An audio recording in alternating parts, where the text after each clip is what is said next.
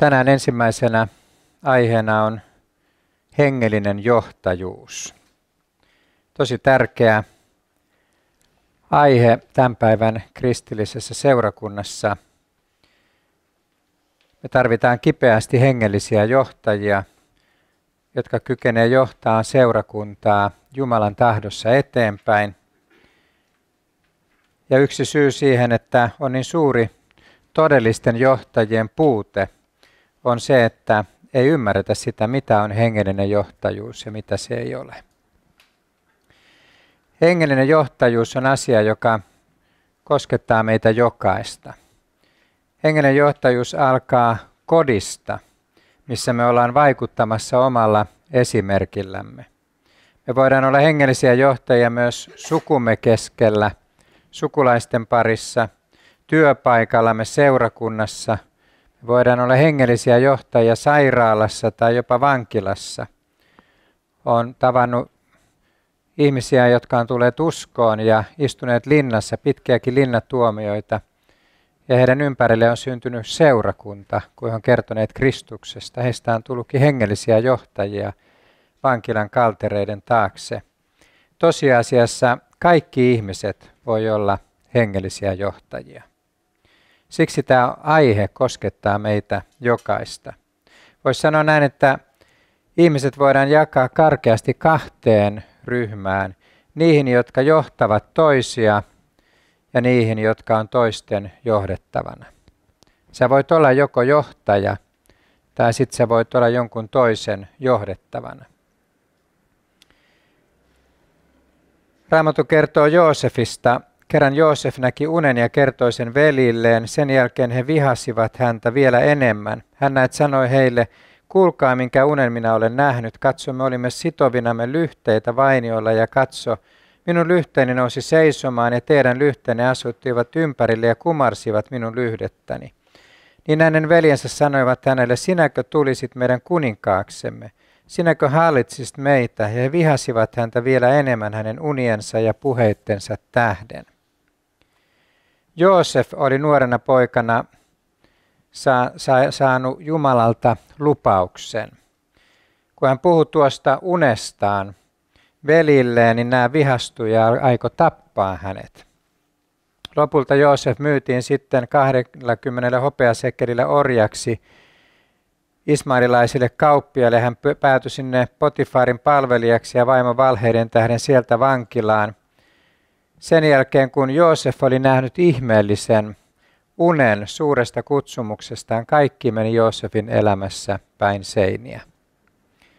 Mutta pitkän vankeusajan jälkeen tuo uni toteutui ja niin tapahtui, että Joosef korotettiin suureen tehtävään Egyptin maassa. Nuorena Joosefilla oli näky, mutta hän oli vielä kypsymätön ja lapsellinen. Hän kävi Egyptissä syvän Jumalan koulun ja kasvoi siinä hengellisesti tehtävänsä mittaiseksi mieheksi. Kun Joosef oli valmis, Jumala täytti lupauksensa ja hänet nostettiin Egyptin toiseksi vaikutusvaltaisimmaksi mieheksi Faaraon jälkeen. Hänestä tuli merkittävä johtaja, hengellinen mies, joka Jumalan vanhurskaudessa, Jumalan antamassa viisaudessa johti koko kansaa. Johtaminen, voidaan kysyä, että mitä se on? Mitä on tämä hengellinen johtaminen? Ja vastaus on hyvin yksinkertainen. Johtaminen on ennen kaikkea vaikuttamista. Joku on sanonut, että johtaminen on vaikutusvaltaa eikä mitään muuta. On mahdotonta johtaa ihmisiä, jos ei ole vaikutusvaltaa. Mitä enemmän on vaikutusvaltaa, sitä enemmän voi vaikuttaa ihmisiin. Tämä on hyvin yksinkertaista. Joosef kasvoi siellä Jumalan kouluissa ja kun hän oli valmis, Jumalan valmistama ase Jumalan käyttöön, Jumala antoi Joosefille suuren vaikutusvallan, joka ylettyy yli koko Egyptin maan. Jumala antoi sen vaikutusvallan, kun Joosef oli ensin valmistettu tehtävään. Ja näin sen vaikutusvallan kautta Joosefista tuli merkittävä johtaja omassa ajassaan. No ajatellaan Moosesta. Mooses oli merkittävä mies, hänellä oli asema siellä Egyptin hovissa ja hän uskoi sen avulla voivansa pelastaa oman kansansa. Mooseksella oli kuitenkin vain asema, mutta ei vielä vaikutusvaltaa. Raamattu sanoo hänestä, että hän luuli veljensä ymmärtävän, että Jumala oli hänen kätensä kautta antava heille pelastuksen, mutta he eivät sitä ymmärtäneet. Seuraavana päivänä hän ilmestyi heidän luoksensa ja riidellessään ja koetti saada heitä sopimaan sanoen, tehän olette veljiämme, että miksi teette vääryyttä toisillenne. Mutta se, joka teki lähimmäisillensä vääryyttä, työnsi hänet pois ja sanoi, kuka on asettanut sinut meidän päämieheksemme ja tuomariksemme? Aiotko tappaa minutkin niin kuin aioit tappaa, tai eilen tapoit egyptiläisen? Tämän puheen tähden Mooses pakeni ja oli muukalaisena Midianin maassa. Mooses luuli itse veljensä ymmärtävän, että hänen avullaan Israel voi pelastua, mutta hän erehtyi perusteellisesti. He ei ottaneetkaan häntä vastaan johtajana. Pelkkä asema ei riitä hengelliseen johtajuuteen. Vaikka Mooseksella oli tärkeä asema, tarvittiin paljon enemmän.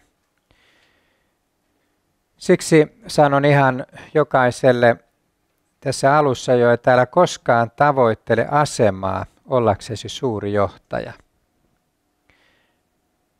Usein näkee sellaista, että joku nuori kristitty yrittää väkisin saada jonkun aseman. Joskus on ollut itsekin tilanteessa, että joku yrittää kaikella tavalla, jopa musta maalaamalla, siirtää minua sivuun, että hän saisi mun asemani ja pääsisi johtamaan. Silloin kun työmme oli alkuvaiheessa, niin tällaista kamppailua joutui käymään. Sitä tapahtuu seurakunnan sisällä aina välillä siellä täällä.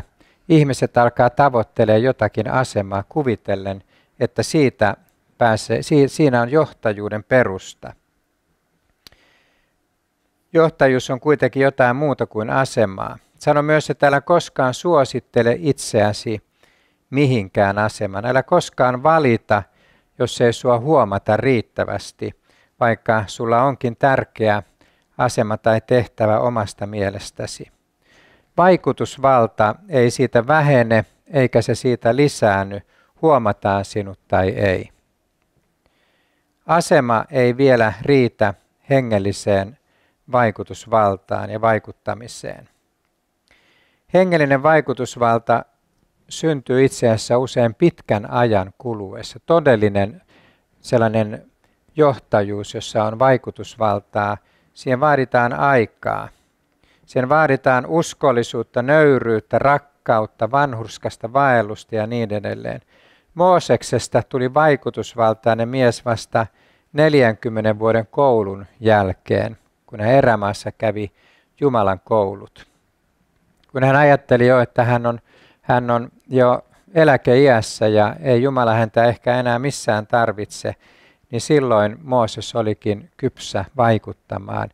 Ja jälleen täytyy muistaa, kun Jumala oli kouluttanut Mooseksen, niin Jumala antoi aseman hänelle. Jumala nosti hänet sieltä erämaasta, nosti hänet asemaan, jossa hän pääsi vaikuttamaan ja vaikutusvalta oli käsittämätön. Se oli todella väkevä. Ei ole toista Moosesta ollut maailman historiassa. No, tämä vaikutusvalta on mielenkiintoinen asia. Sitä on kuvattu joskus sellaisella asteikolla, jossa alimmalla tasolla on tämä asemaan perustuva vaikuttaminen. Se on kaikkein mitättömin vaikuttamisen ulottuvuus, että sä saat jonkun aseman. Asteikon huipulla kaikkein korkeimmalla tasolla on vaikutusvalta, jota kutsutaan kunnioitukseksi, kunnioituksen tasoksi. Mitä enemmän Jumala sua kouluttaa ja kasvattaa, sitä enemmän sä saavutat sellaista kunnioituksen tasoa, jolloin sulla on sellaista vaikutusvaltaa, jonka Jumala on sulle antanut ja silloin sä pystyt myöskin vaikuttamaan ympäristösi aivan eri tavalla.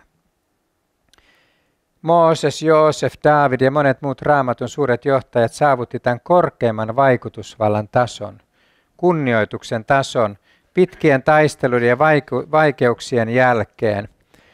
Sanotaankin, että tätä korkeinta tasoa, vaikuttamisen tasoa, ei kukaan voi saavuttaa ilman vaikeuksia.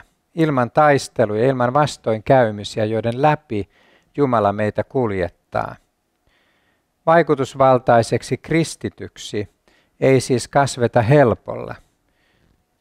Meistä ei tule vaikutusvaltaisia sillä, että me astutaan yhtäkkiä johonkin asemaan. Se ei vielä riitä. Vaikutusvaltaisia johtajia on ollut kaikkina aikoina. Jumala nostaa jokaisen sukupolven keskelle omat johtajansa, joille hän antaa sitä vaikutusvaltaa. Lähihistoriastakin löytyy mielenkiintoisia Jumalan miehiä, joilla on ollut todellinen ja suuri johtajan vaikutusvalta. Me voidaan katsoa muutamia niistä. Jos ajatellaan esimerkiksi pelastusarmeijaa. Monet tietää, mikä on pelastusarmeija. Se on itse asiassa valtavan tunnettu organisaatio ympäri maapallon. Kun sanoo vain tuon nimen, niin kaikkialla maailmassa suurin piirtein tiedetään, että mistä on kysymys. Mutta kuka tietää, miten se syntyi? Miten syntyi pelastusarmeija? Ei pelastusarmeijaa luonut hallitukset ja toimikunnat ja johtoryhmät. Oli yksi mies, William Booth. Ja mies, jolla oli hätä sieluista, joka rakasti lähimmäisiään. Hänellä oli hyvin vähän asemaa sen aikaisessa kirkollisessa hierarkiassa. Hänen touhujaan ihmeteltiin ja arvosteltiin ja halveksittiin ihan julkisesti. Hän ja hänen ystävänsä oli parjattuja lehtien palstoilla. Kymmeniä heistä istui aikanaan vankilassa. Satoja pahoinpideltiin kaduilla, kun William Booth lähti ystäviensä kanssa vaikuttamaan ja kertomaan Kristuksesta kaduille. William Boothin alkutaival oli täynnä vastoinkäymisiä ja väheksymistä ja pilkkaa ja väkivaltaa. Mutta kun oli kulunut 30 vuotta ja William Booth teki uskollisesti sitä, mihin Jumala oli hänet kutsunut ja kulki kaikkien vaikeuksien läpi, niin William Booth oli 30 vuoden jälkeen kuninkaiden kutsuvieraana eri puolilla maailmaa. Hänen vaikutuksensa ja vaikutusvaltansa kasvoi käsittämättömäksi ihan. Hänestä tuli yksi aikansa vaikutusvaltaisimpia kristittyjä. Hän perusti muun muassa ensimmäisen työnvälitystoimiston Englantiin. Hänen lapsensa lähti viemään tuota liikettä eteenpäin ja siellä levisi räjähdysmäisesti Amerikassa ja Aasiassa ja Afrikassa ympäri maailmaa. William Booth on kuollut jo kauan sitten, mutta pelastusarmeijan vaikutus jatkuu edelleenkin. Se alkoi yhdestä miehestä, mutta mikä oli tuon miehen salaisuus? William Booth oli sydämen ihminen, joka rakasti Jumalaa ja rakasti ihmisiä. Vielä kuolivuoteella hän sanoi seuraajilleen, että älä unohda kodittomia. Jos unohdat, minä tulen kummittelemaan sinulle. William Booth oli huumorintajuinen mies.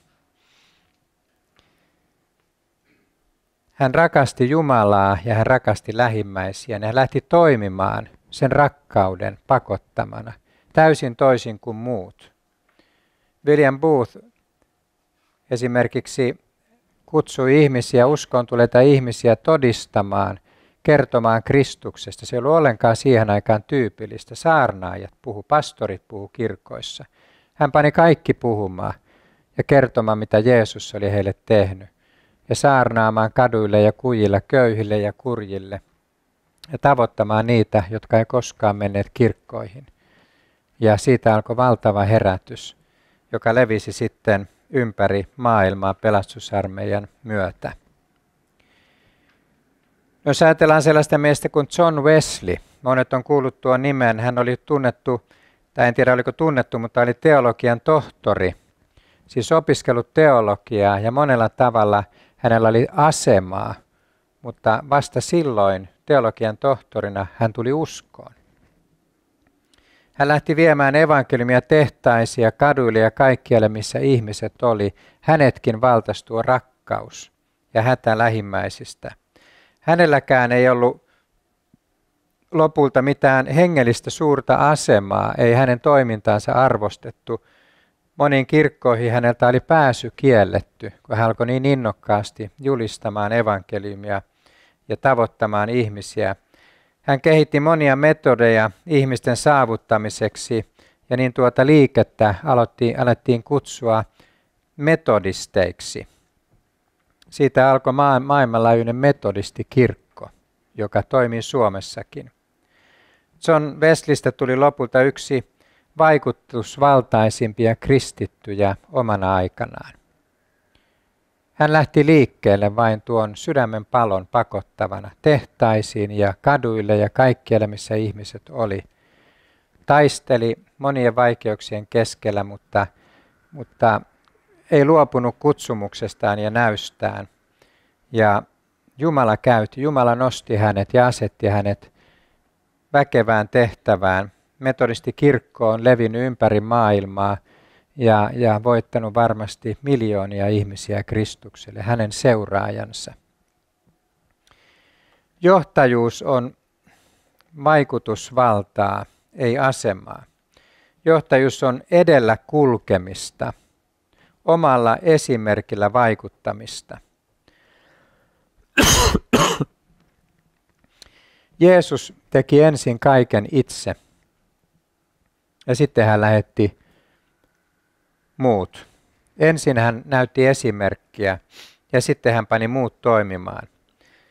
Vaikka johtamisen tapahtumaan liittyy paljon muutakin arkista työtä ja toimintaa, ei todellinen johtajuus ole vain päätöksentekoa ja toimistossa istumista. Mä oon joskus sanonut, että seurakuntakin on kuin sorsapoikue. Mitä emo tekee edellä, sitä poikaset tekee perässä. Raamattu sanoi, että ei herroina halliten, vaan ole laumalle esikuvina.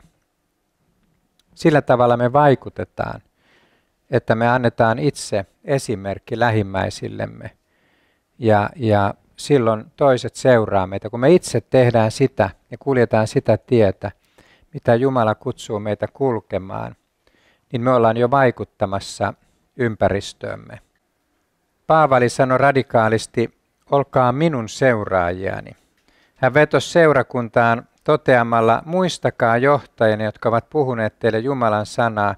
Katsokaa, kuinka heidän vaelluksensa on päättynyt ja seuratkaa heidän uskoansa.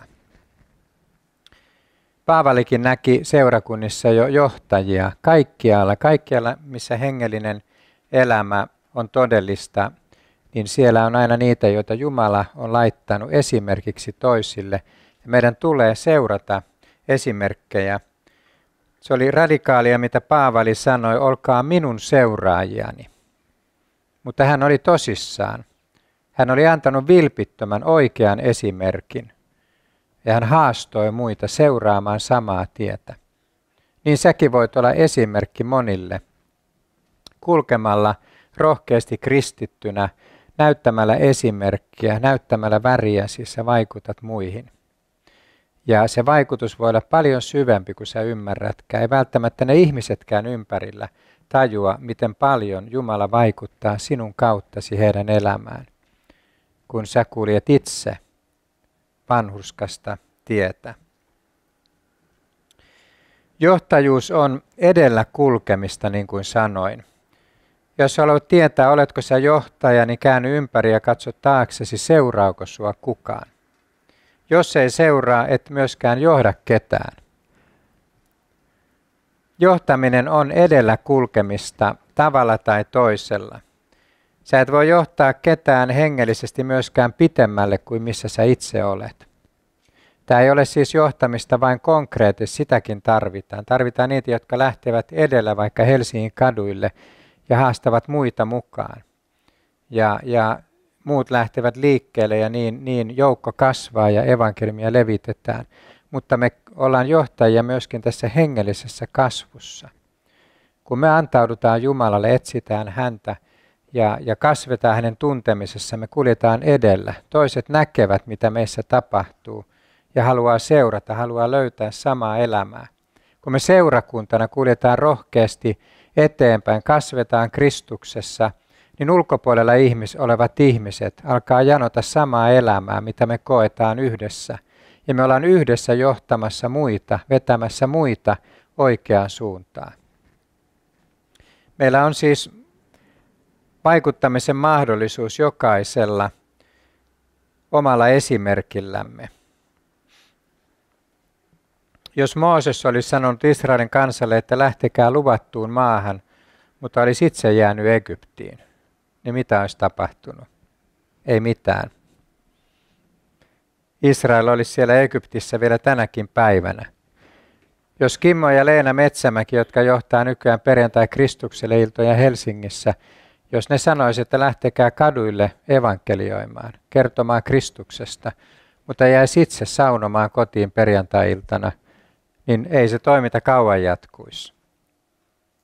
Johtajuus ei ole sitä, että me tehdään päätöksiä jollain korkealla tasolla, mitä pitää tapahtua. Johtajuus on sitä, että me kuljetaan itse edellä ja näytetään esimerkkiä.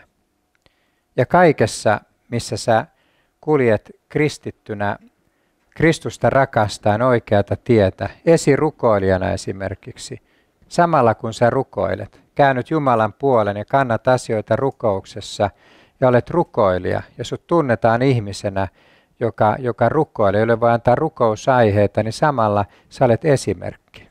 Samalla sä vaikutat muihin ihmisiin ympärilläsi ja muut alkaa seuraamaan sinua.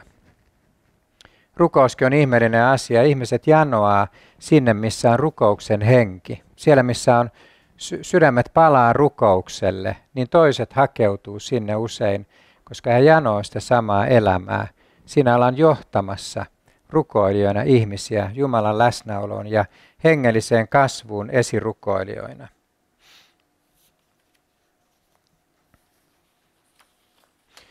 Voisi sanoa näin, että Suomessa on menossa vakava hengellinen johtajuuskriisi. Johtajuus on meidän maassa usein pelkkää asemajohtajuutta ilman hengellistä auktoriteettia, ilman vaikutusvaltaa, todellista vaikutusvaltaa. Eräs pastori kertoi huolestuneena seurakunnasta, jossa kirkkoherra on alkoholisti. No on selvää, että jos seurakunnan johtaja on alkoholisti, niin ei hän voi olla hengellinen esimerkki. Hänellä voi olla asema, mutta ei todellista vaikutusvaltaa. Sellaisen johtajan lauma on eksyksissä. Ne etsii muualta johtajaa, esimerkkiä, ketä seuraa. Mutta ne ymmärtää hyvin äkkiä, että sellainen pastori, joka on jatkuvasti juovuksissa, niin ei se voi olla johtamassa minua hengellisesti eteenpäin Jumalan tuntemiseen. Ehkä joku sanoo, että eikö sitten vanhimmistot ja hallitukset ja kirkkovaltuustot ja johtoryhmät ja jaokset ja toimikunnat johda seurakuntaa. Ehkä joku kuuluu tällaisen ja ajattelee, että minähän olen johtamassa. Kun David Wilkerson aloitti New Yorkissa toimintansa, käynnisti tämän uuden seurakunnan aikanaan ja luopui tästä Teen Challenge-työn vastuusta ja aloitti seurakuntatoiminnan, niin todellisuudessa ei siellä pitkään aikaan ollut seurakuntaa, vaikka Suomessakin niin puhuttiin, että Wilkerson on perustanut seurakunnan. Tarvittiin ensin seurakunnalliset rakenteet, jotta voitiin aloittaa varsinainen seurakunta. Tarvittiin ensin herätys, tarvittiin kokeneita kristittyjä, sitoutuneita ihmisiä, jotka lähti erilaisiin tehtäviin, jotta pystyttiin varsinainen seurakuntarakenne luomaan. Wilkersonin piti lähteä liikkeelle itse näyttäen esimerkkiä ja tehdä pitkään työtä, jotta syntyi perusta ja mahdollisuudet seurakunnan perustamiselle. Tarvittiin tietysti herätys ensimmäisenä. Me ei saada siirtää henkilökohtaista vastuuta persoonattomille instituutioille. Valtuustot ja hallitukset ja vanhimmistot koostuu ihmisistä ja heidän tulee itse olla esimerkkejä ja johtaa muita. Pelkkä istuminen jossain päätöksiä tekevässä instituutissa ei merkitse vielä sitä, että minä olen hengellinen johtaja. se minkälainen minä olen ja minkälaisen esimerkin mä annan muille, niin se on todellista johtajuutta. Ja siihen ei tarvita asemaa. Aina kun seurakunta seuraa jotakin toista kuin johtajaa, johtajuus on vakavassa kriisissä. Jos hengellinen seurakunnan johtaja tai mikä tahansa johtaja on vain asemajohtaja ilman todellista hengellistä auktoriteettia, niin silloin seuraajat on tavalla tai toisella kriisissä. Siksi se on aina suuri haaste paimenelle. Paimenen on kasvettava ja kuljettava edellä. Joskus käy niin, että seurakunta menee paimenen ohitse. Kun paimen pysähtyykin omassa hengellisessä kasvussaan, niin kuin tässä yhdessä tapauksessa, hänestä tuleekin alkoholisti. Vaikka me alkoholisteja autetaan eikä häntäkään haluta tietenkään mitenkään halveksia, niin siinä tilassa oleva ihminen ei voi olla hengellisessä vastuussa. Silloin seurakuntalaiset kasvaa hänen ohitseen ja on ilman todellista paimenta. Jos oikein ymmärrät tämän, niin ymmärrät, että voit itse olla omalla esimerkilläsi johtamassa ja vaikuttamassa, ja siihen meidät on kutsuttu. Me voidaan olla joko niitä, jotka johtavat muita, tai niitä, jotka ovat toisten johdettavana. Ja Jumala armahtakoon meitä, että Jumalan seurakunnan keskeltä saa nousta suuri joukko niitä, jotka seuraa Jeesusta niin, että hän antaa selkeän esimerkin muille, ja muut haluavat lähteä mukaan. Hengellinen johtajuus alkaa usein kotoa. Me ollaan jo kotona omassa kodissamme vaikuttamassa. Moni äiti on toiminut tärkeässä tehtävässä johtaen lapsiaan Kristuksen tuntemiseen ja hengelliseen kasvuun. Lukemattomissa kodeissa ei ole uskovaa isää. Kodin hengellinen elämä lepää täysin äidin varassa.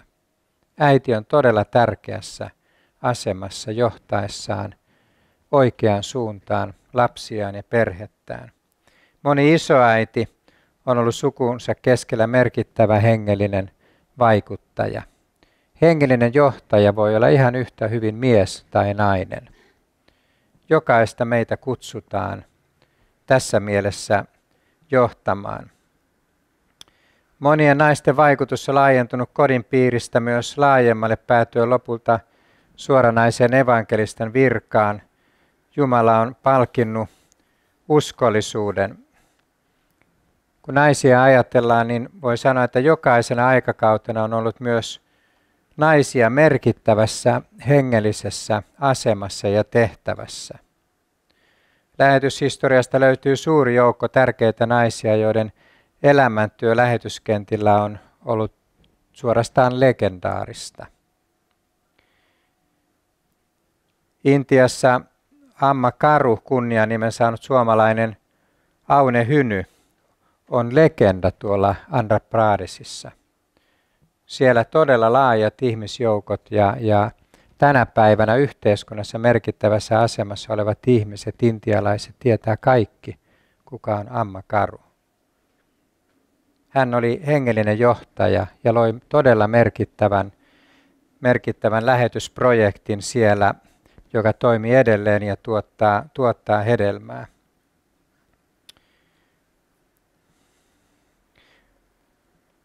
William Booth, josta äsken kerroin, niin hänen tyttäret oli merkittäviä pioneereja pelastusarmeijan alkutaipaleella ja näytti esimerkkiä tuhansille muille.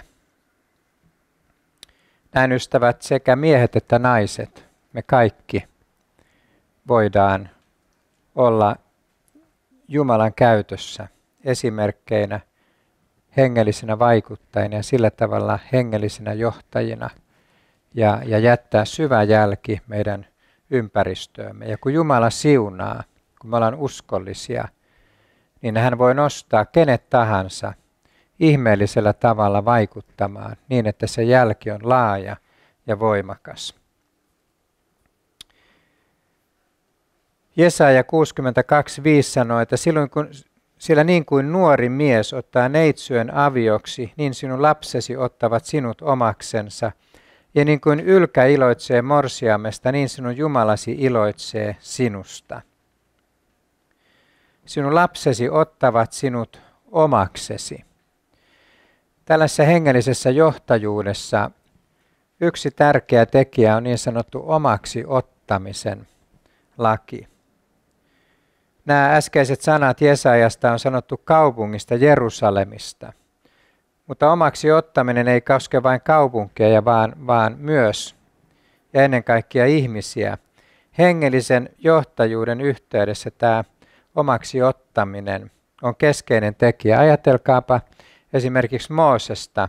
Kun Mooses 40-vuotiaana tahtoi pelastaa Israelin, kansa hylkäsi hänet ja sanoi, että kuka on asettanut sinut meidän päämieheksemme ja tuomariksemme. He hylkäsi, työnsi Mooseksen sivuun.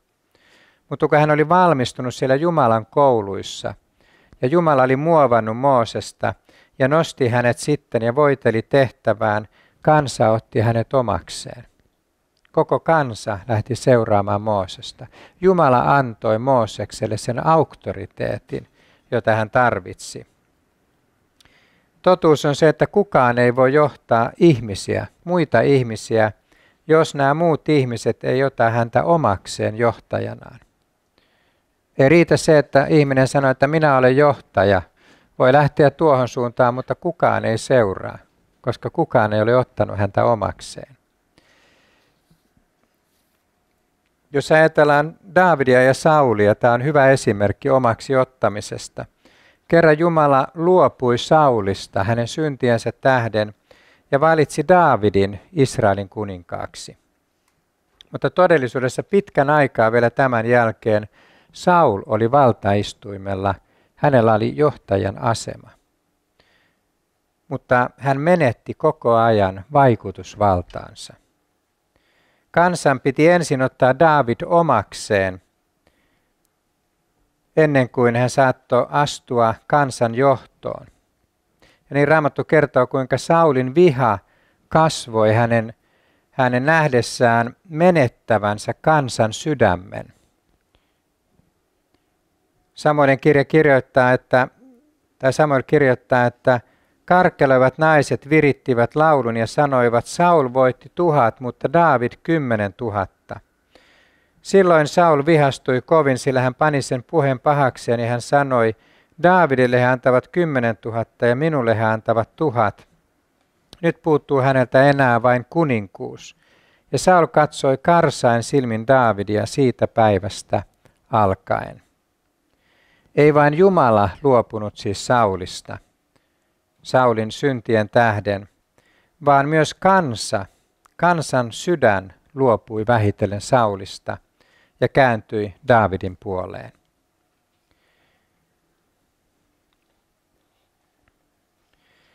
Tämä omaksi ottaminen on hyvin tärkeää kaikessa johtamisessa ja se on asia, joka toteutuu itsestään, kun me kuljetaan vanhurskasta tietä ja palvellaan Herraa koko sydämisesti ja rakastetaan lähimmäisiämme.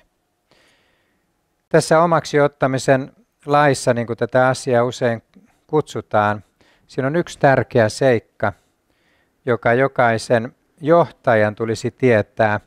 Ihmiset ottaa ensin omakseen johtajan ja vasta sitten hänen näkynsä. Tuskin mitään näkyä voidaan toteuttaa ilman muita ihmisiä. Kun puhutaan tällaista työnäystä, tuskin mihinkään pystytään yksin. Siihen tarvitaan muita ihmisiä. Usein 10, jopa 100 ihmisiä. Moni saattaakin sanoa, ja aina joskus on kuullut ihmisen sanovan, että minulla on suuri näky, mutta miten saisin ihmiset mukaan sitä toteuttamaan? Meillä voi olla monenlaisia näkyjä, ideoita ja ajatuksia, mutta kun kukaan ei lähde mukaan sitä näkyä toteuttamaan, koska monia työnäkyjä, monia visioita on mahdotonta yksin toteuttaa. Olennaista ei olekaan sinun tai minun näky, vaan olennaista on se, millaisia me ollaan ihmisenä. Se ratkaisee miten joku näky lähtee toteutumaan. Ei se meidän visiomme, vaan me itse ihmisinä. Se, miten mä kohtelen ihmisiä, millainen me ollaan lähimmäisinä toisille, ratkaisee paljon. Jos sä autat rinnallasi olevia ihmisiä vahvistumaan, pääsemään uudelle tasolle hengellisesti, löytämään oman paikkansa Herran palveluksessa, sitä vakavammalla sydämellä he seuraa myöskin sinua. Jos sä oot tukemassa ihmisiä ympärilläsi, niin he turvaa sinuun ja sulla on suuri mahdollisuus vaikuttaa ympärilläsi oleviin ihmisiin. Mutta jos sä toimit toisin, niin sun vaikutusvaltas on lähes nolla. Se, kuka sä olet, millainen sä olet ihmisenä, ratkaisee paljon. Auta ihmisiä ympärilläsi, tukien heitä, rukoilen heidän puolestaan, neuvoen heitä, opettaen, ja kun he ei uskalla yksin astua jotain askelta, kulje heidän rinnallaan, kulje heidän edellään, näyttäen esimerkkiä. Jeesus sanoi, että johtajan tulee olla ennen kaikkea kaikkien palvelija. Jos sä perheen äitinäkin tuet lapsiasi kaikella tavalla, tuet heitä myöskin hengellisesti, tuet heitä ja autat heitä rukoilemaan ja tuet heitä, kun he haluaa lähteä eteenpäin seurakunnassa toimintaan ja jos he haluaa lähteä jonnekin evankeliumistyöhön, niin tuet heitä kaikella tavalla, niin sulla on suuri vaikutusvalta perheen sisällä. Ja samalla tavalla ystäväpiirissä kaikkialla, mihin Jumala sut asettaa. Se on ratkaisevaa, miten sä kohtelet ihmisiä ympärilläsi. Ikävä kyllä on nähnyt sellaisiakin hengellisiä johtajia, joilla voi olla asema. Ja siinä mielessä paljon mahdollisuuksia, mutta he voi olla hyvin tökeröjä suhteessa toisiin ihmisiä, kuinka he kohtelee lähimmäisiään. Ja sillä tavalla turmelee kaikki ne mahdollisuudet, mitä Jumala on antanut. Tärkeää ja olennaista koko hengellisessä elämässä oikeastaan on se, että miten me kohdellaan toisiamme. Miten me kohdellaan lähimmäisiämme. Se vaikuttaa keskeisesti siihen, minkälaista hedelmää meidän elämämme tuottaa, minkälainen jälki me jätetään tähän maailmaan. Ja he saapuivat Kapernaumiin, ja kotiin tultua hän kysyi heiltä, mistä te tiellä keskustelitte. Mutta he olivat vaiti, sillä he olivat tiellä keskustelleet toistensa kanssa siitä, kuka oli suurin. Ja hän istuutui, kutsui ne 12 ja sanoi heille, jos joku tahtoo olla ensimmäinen, on hänen oltava kaikista viimeinen ja kaikkien palvelija. Me voidaan, ystävät, olla jokainen palvelijoita. Me voidaan olla ihmisiä, jotka on kaikkien palvelijoita. Ja mitä siitä seuraa? Siitä seuraa se, että meistä tulee johtajia. Me aletaan vaikuttaa. Me jätetään jälki ympäristöömme. Paavali julisti, sillä vaikka minä olen riippumaton kaikista, olen tehnyt itseni kaikkien palvelijaksi, voittaakseni niin monta kuin suinkin. Paavali sanoi, että olkaa minun seuraajiani. Missä asiassa Paavali halusi, että muut seuraavat häntä? Palvelemisessa, nöyryydessä, rakkaudessa, kärsimisessä, vainoissa. Seurataan Paavalin esimerkkiä. Paavali oli todellinen palvelija, joka rakasti seurakuntaa. Hän välitti ihmisistä. Ja seurakunta rakasti Paavalia. He oli todella ottaneet Paavalin omakseen. Se oli hyvin syvä se suhde ja antautuminen Paavalia seuraamaan. Apostolien teot 20:37 sanoo, että he ratkaisivat kaikki haikeasti itkemään ja lankesivat Paavalin kaulan ja suutelivat häntä. Ja enimmän suretti heitä se sana, jonka hän oli sanonut, etteivät he enää saisi nähdä hänen kasvojansa. Ja he saattoivat hänet laivaan. Paavali oli sydämen ihminen. Hän sydämellään rakasti läheisiään ja halusi heille parasta ja hoiti ja auttoi, antautui heille, palveli heitä.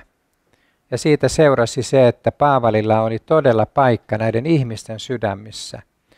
Ja kun he tajusivat, että he joutuu luopumaan Paavalista, he tajus, mikä valtava menetys se oli heille.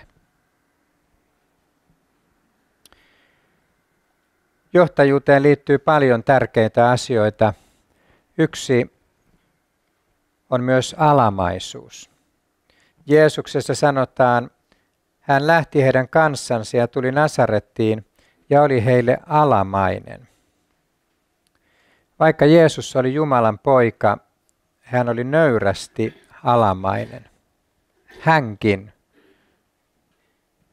Ajatelkaa, vaikka hän oli Jumalan poika, hän oli ihmisille alamainen. Kukaan ei voi olla johtaja, ellei hän ole ensin alamainen. Jokaisen ihmisen tulisi olla itse asiassa jollekin alamainen. Se on suuri suoja ja siunaus koko elämän yllä. Mäkin olen johtotehtävissä Jumalan armosta saanut toimia vuosia ja vuosikymmeniä, mutta mä pidän hyvin tärkeänä koko ajan sitä, että mä olen alamainen.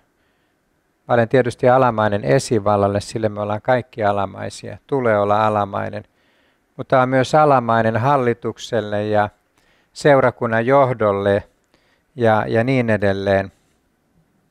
Ja itse asiassa mä en yleensä koskaan tee mitään suurempia ratkaisuja elämässäni, ellei mä alistan niitä neuvonantajille. Neuvonantajat on valtava siunaus ja varjelus elämässä. Hyvin usein, kun mä kirjoitan jonkun artikkelin, oikeastaan aina kun mä kirjoitan, julkaisen jotakin, niin mä pyydän useiden ihmisten neuvoa. Pyydän muita lukemaan sen ja kertomaan, että onko tämä hyvä vai huono. Ymmärtääkö sen oikein, mitä mä haluan sanoa. Se on todella suuri varjelus. Musta olisi hirveätä mennä julkaiseen jotain niin, ettei kukaan ole lukenut sitä. Kukaan ei ole kritisoinut sitä ja neuvonut mua. Se on valtava armo, että on ihmisiä, jotka neuvoo ja auttaa. Se on valtava suoja meille kaikessa. Kaikessa päätöksenteossa, kaikessa kristityn vaelluksessa ja kaikessa tekemisessä. Alamaisuus on erittäin tärkeää myös johtajuuden kannalta. Meidän täytyy ensin olla alamaisia ja ymmärtää, mitä on alamaisuus. Ja sitten me ollaan kypsiä johtamaan toisia. Raamattu sanoo, että olkaa siis Jumalalle alamaiset, mutta vastustakaa perkelettä, niin se teistä pakenee. Tietysti meidän tulee olla Jumalalle alamaiset ja kääntää selkämme perkeleelle kaikella tavalla. Olkaa alamaiset kaikelle inhimilliselle järjestykselle Herran tähden. Vaimot, olkaa omille miehillenne alamaiset niin kuin Herralle. Samoin te nuoremmat, olkaa vanhemmille alamaiset ja pukeutuvakaa kaikki keskinäiseen nöyryyteen, sillä Jumala on ylpeitä vastaan, mutta nöyrille hän antaa armon. Ja olkaa toinen toisellenne alamaiset Kristuksen pelossa. Seurakunnassakin meidän täytyisi kaikkien olla toinen toisellemme alamaisia. Ja ymmärtää, että kuka tahansa veli tai sisko voikin olla Jumalan lähettämä neuvonantaja meille ja ottaa toinen toisemme vakavasti. Silloin me vaelletaan todellisessa nöyryydessä ja silloin Jumalakin voi toimia meidän kauttamme ja toimia seurakunnan keskellä.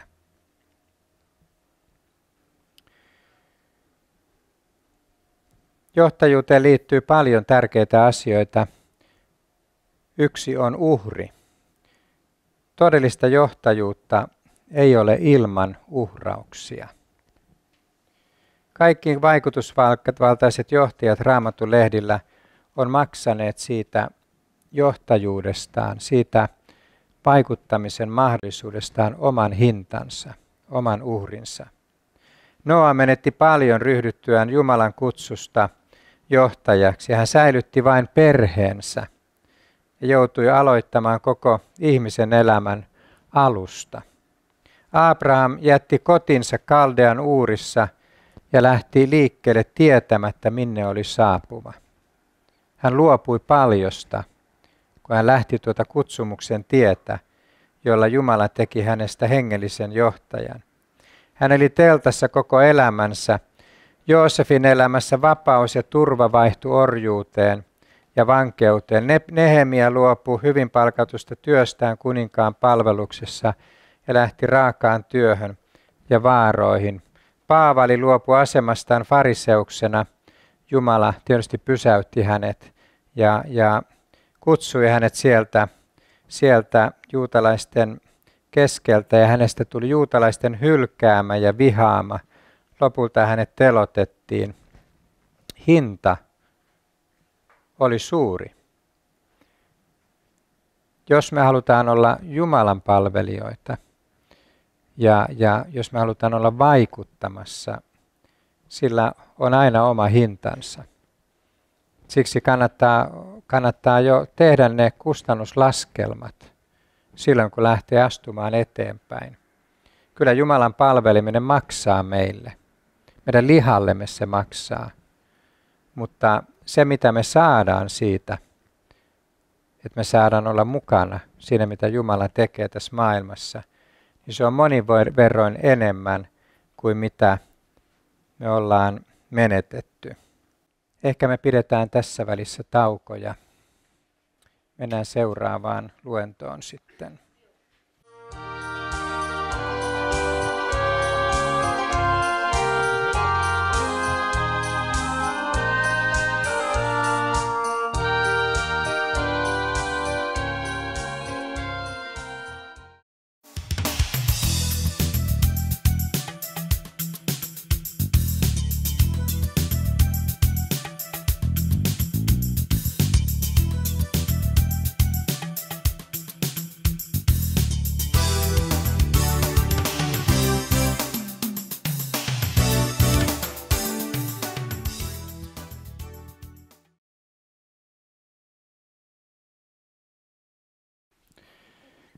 Toisena aiheena tänään on Jumalan palvelijan stressi. Myös todella tärkeä aihe käydä jollain tavalla läpi meille, jotka halutaan tavalla tai toisella olla mukana siinä, mitä Jumala on tekemässä tässä maailmassa. On nimittäin niin, että mitä enemmän Jumala sua käyttää, siellä minne hän sua johdattaa, mitä enemmän hän uskoo sulle vastuuta valtakunnassaan, sitä enemmän sä joudut kohtaamaan myös erilaisia paineita. Ne kuuluu myöskin Jumalan valtakunnan työhön. Jumalan palvelijat on kautta aikojen eläneet suurten paineiden alla. Ja ylivoimaiseksi kasvaneet paineet on myös kaataneet monia. Burnout-termi on tuttu myöskin hengellisessä työssä. Paineen sietokyky onkin yksi seikka, jota Jumala kasvattaa meissä. Hän valmistaa meitä etukäteen elämään paineiden keskellä. Ja joskus Jumalan valtakunnan työhön liittyy ihan poikkeuksellisen kovat ja suuret paineet. Tällä hetkellä tuhannet Jumalan palvelijat eri puolilla maailmaa elää uskomattomien paineiden alla. Esimerkiksi vainojen keskellä. Sellaisten paineiden alla, joissa voi olla jopa mahdotonta elää ilman Jumalaa.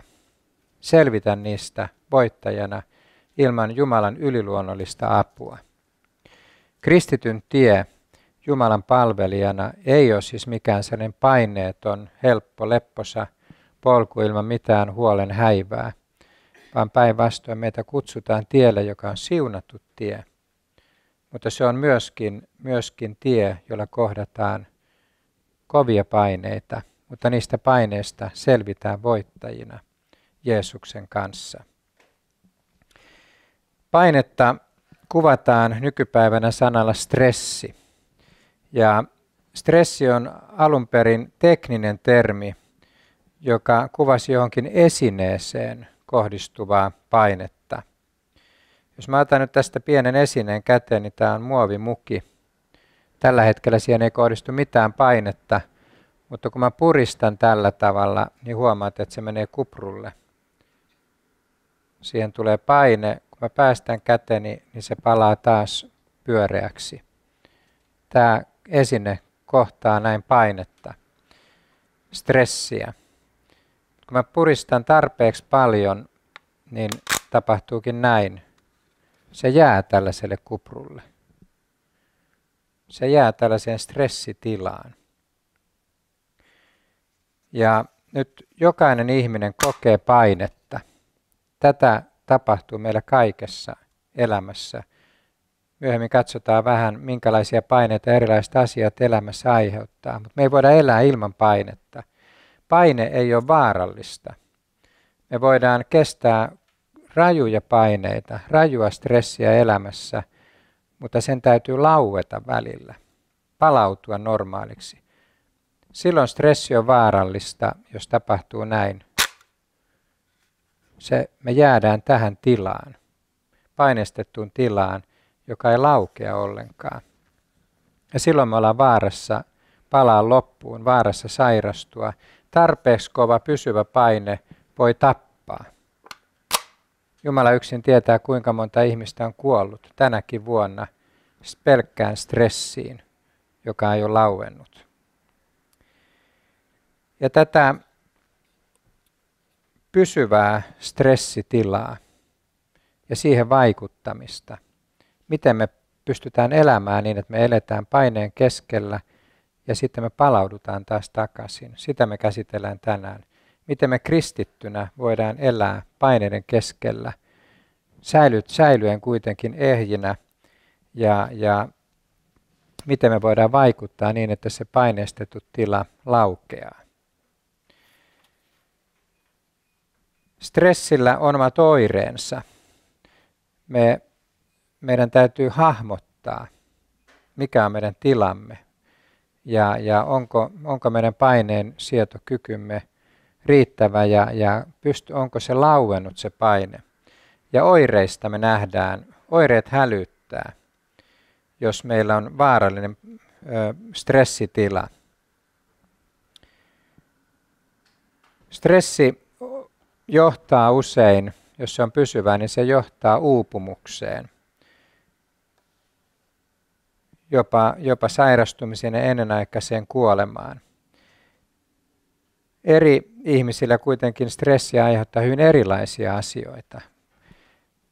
Joillakin yleinen seuraus on päänsärky, toisilla se on ahdistuneisuus, unettomuus, masennus, jatkuva ärtymys ja levottomuus, erilaiset vatsavaivat ja närästys on ihan selkeitä stressin aiheuttajia. Mä tunnistan näistä monia. Unettomuus on yksi mulla, joka hälyttää, jos mulla on liian kova stressitila, joka ei laukea, niin se on automaattinen seuraus. Mulla on se, että mä en nuku. Ja silloin se moninkertaistuu, se tavallaan muuttuu äkkiä kriisiksi. Sen takia se paineistettu tila on laukaistava. Kaikki tällaiset erilaiset oireet, jos ne on pysyviä, niin ne kannattaa ottaa vakavasti. Jokainen ihminen kuitenkin on joskus stressattu, eikä hetkelliset oireet, ei hetkellinen unettomuuskaan vielä sua tapa. Mutta silloin, kun se unettomuus on selvästi stressistä johtuvaa ja se toistuu ja jatkuu, niin silloin kannattaa ruveta tekemään jotain. Stressillä on myös omat hengelliset oireensa. Liikapaine voi vaikuttaa meidän hengelliseen elämään, jopa hengellisessä työssä, hengellisinä ihmisinä. Me voidaan elää sellaisen paineen alla, että se alkaa näkymäänkin meidän hengellisessä elämässä. Joskus se saattaa ilmetä kyvyttömyytenä keskittyä rukoukseen. Itse tiedostan hyvin tämän, että on tilanteita, jolloin voi olla sellainen kaos, kun on joku vaikea tilanne ja on sen keskellä, niin voi olla sellainen, että voi vaan huokailla Jumalan puolella, mutta sellainen määrätietoinen looginen rukous saattaa, että ei kykene ollenkaan. Silloin ei tietysti tarviikaan. Mutta jos sulla on se, että sä et osaa rukoilla enää, niin se voi johtua ihan pysyvästä stressitilasta. Joskus ihminen voi olla niin loppuun ajettu, ettei jaksa sanoa Jumalalle sanaakaan. Ja silloin on lupa olla hiljaa. Jeesuksen eteen voi mennä ja olla hiljaa vaikka tunnin. Ja hän on läsnä siinä, hän hoitaa sua. Ei kristityn tarvitse koko ajan taistella. Silloin kun sulla on paine ja stressitila, ei sitä stressiä vastaan tarvitse hyökätä valtavalla rukoustaistelulla ja paastolla. Silloin ihminen saattaa polttaa itsensä lopullisesti. Sä voit levätä Jeesuksessa. Mutta on tärkeää ymmärtää, että nyt on aika saada Jumalalta apua ja levätä hänen kanssaan. Erityisen suuressa vaarassa tällaiseen ahdinkoon on joutua niillä ihmisillä, jotka on saaneet vaikutteita menestysteologiasta, koska sen logiikka on se, että sun täytyy taistella. Ja moni ihminen on jo joutunutkin tähän umpikujaan, että kun on aivan loppu niin ja maailma on niin kuin romahtamassa, niin ulkopuolelta tulee vaatimuksia, että nyt sä et ole rukoillut tarpeeksi, sä et ole taistellut, sun täytyy voittaa. Ja tässä on hyvä ymmärtää jälleen se, mitä on korostanut. Me emme taistele voittaaksemme, vaan me taistelemme saavutetusta voitosta käsin. Me ei saada sitä aikaan, sitä voittoa. Meidän taistelumme ei sitä todellisuutta muuta. Jeesus on jo voittanut. Me voidaan levätä Jeesuksessa uupuneina, loppuun palaneina ja eheytyä sen armon varassa sen sijaan, että me taistellaan itsemme hengiltä. On aikoja, jolloin on taisteltava ja on aikoja, jolloin meillä on lupa levätä. Ja siinäkin on tärkeää olla hengen johdatuksessa. Stressi voi ilmetä myöskin haluttomuutena ja kyvyttömyytenä lukea Raamattua. Ei jaksa ottaa mitään vastaan. Jotkut saattaa olla niin suorituskeskeisiä, että Raamatuluvustakin on tullut lainomaista ja siitä seuraa uupumus.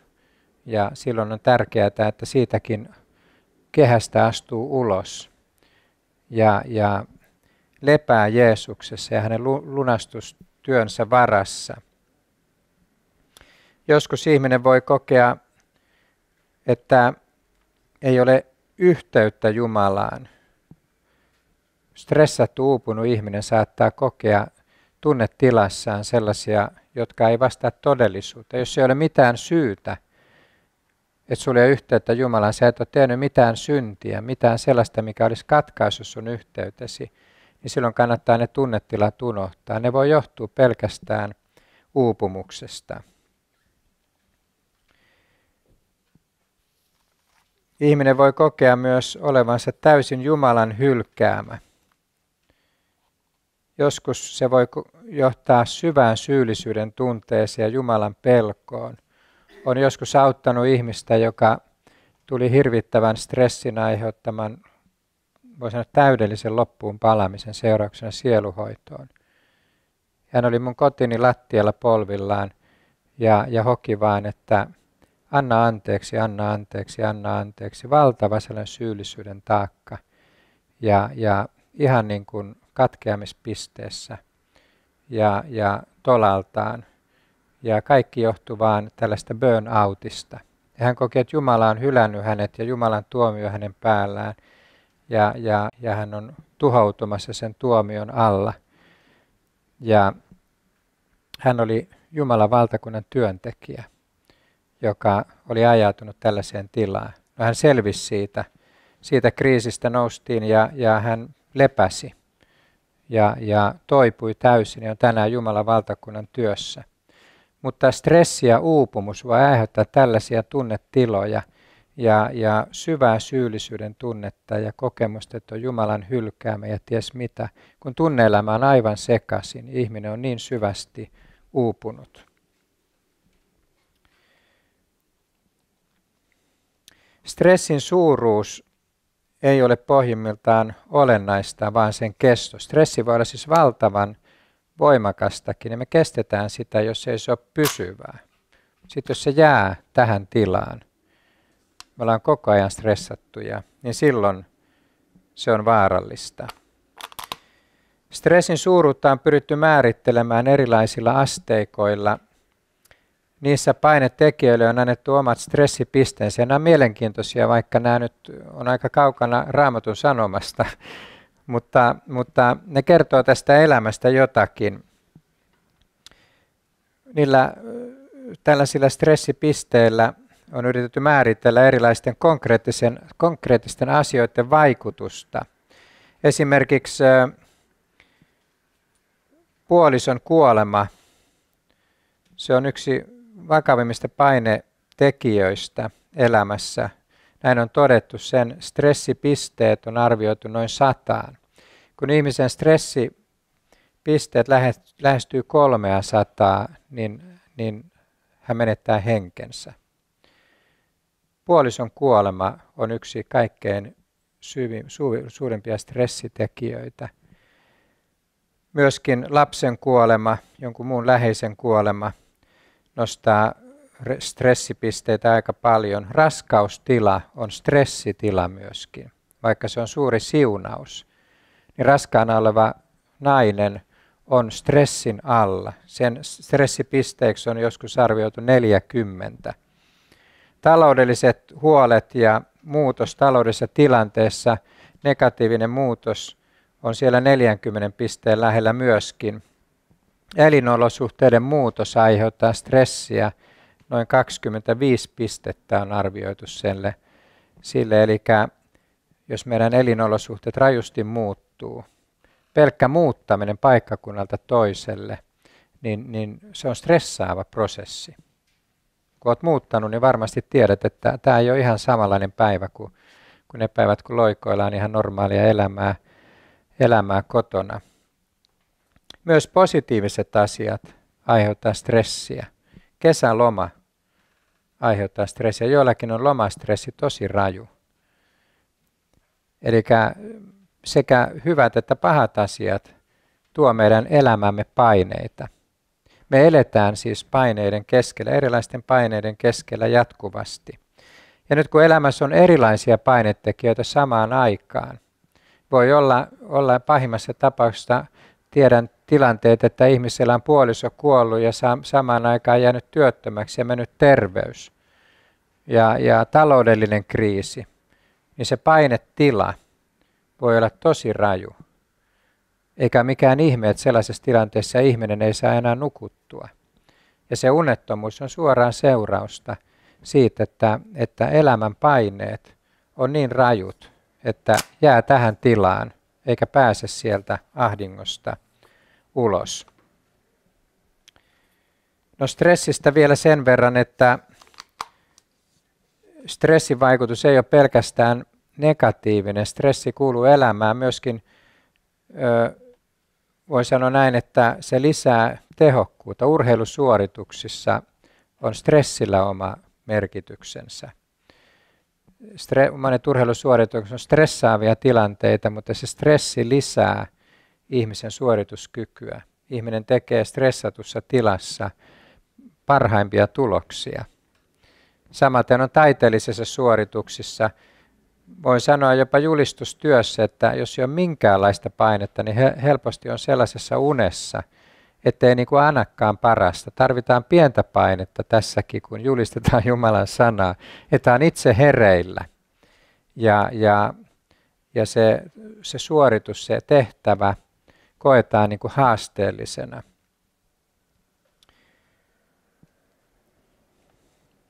On sitten mistä suorituksesta elämässä tahansa kysymys, jos se paine ylittää tietyn rajan ja se on pysyvää, niin silloin se on myöskin haitallista ja se voi olla hyvin tuhoisaa.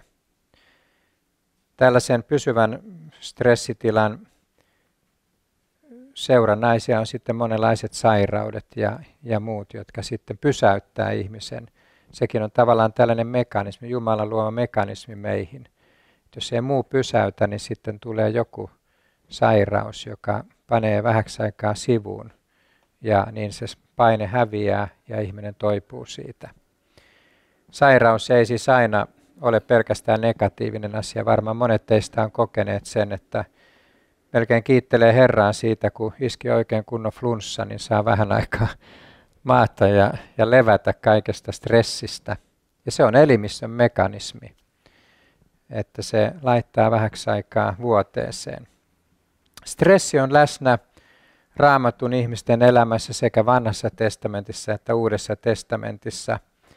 Aadamin ja Eevan on täytynyt kokea valtavaa stressiä, kun he huomasivat lankeemuksensa vakavuuden. He kohtasi stressin ja varmasti se stressitila oli raju ja se oli pysyvää stressiä. Sinä päivänä synti astui ihmisen elämään ja toi mukanaan tuon ahdistavan stressin, joka on aina siitä lähtien ollut osa ihmiskunnan todellisuutta. Synnin tekeminen, syyllisyyden kantaminen, synnin salaaminen sisimmässään, se tuo automaattisesti stressiä. Ja synnin tunnustaminen, synnin kohtaaminen ja siitä parannuksen tekeminen laukaisee stressitiloja.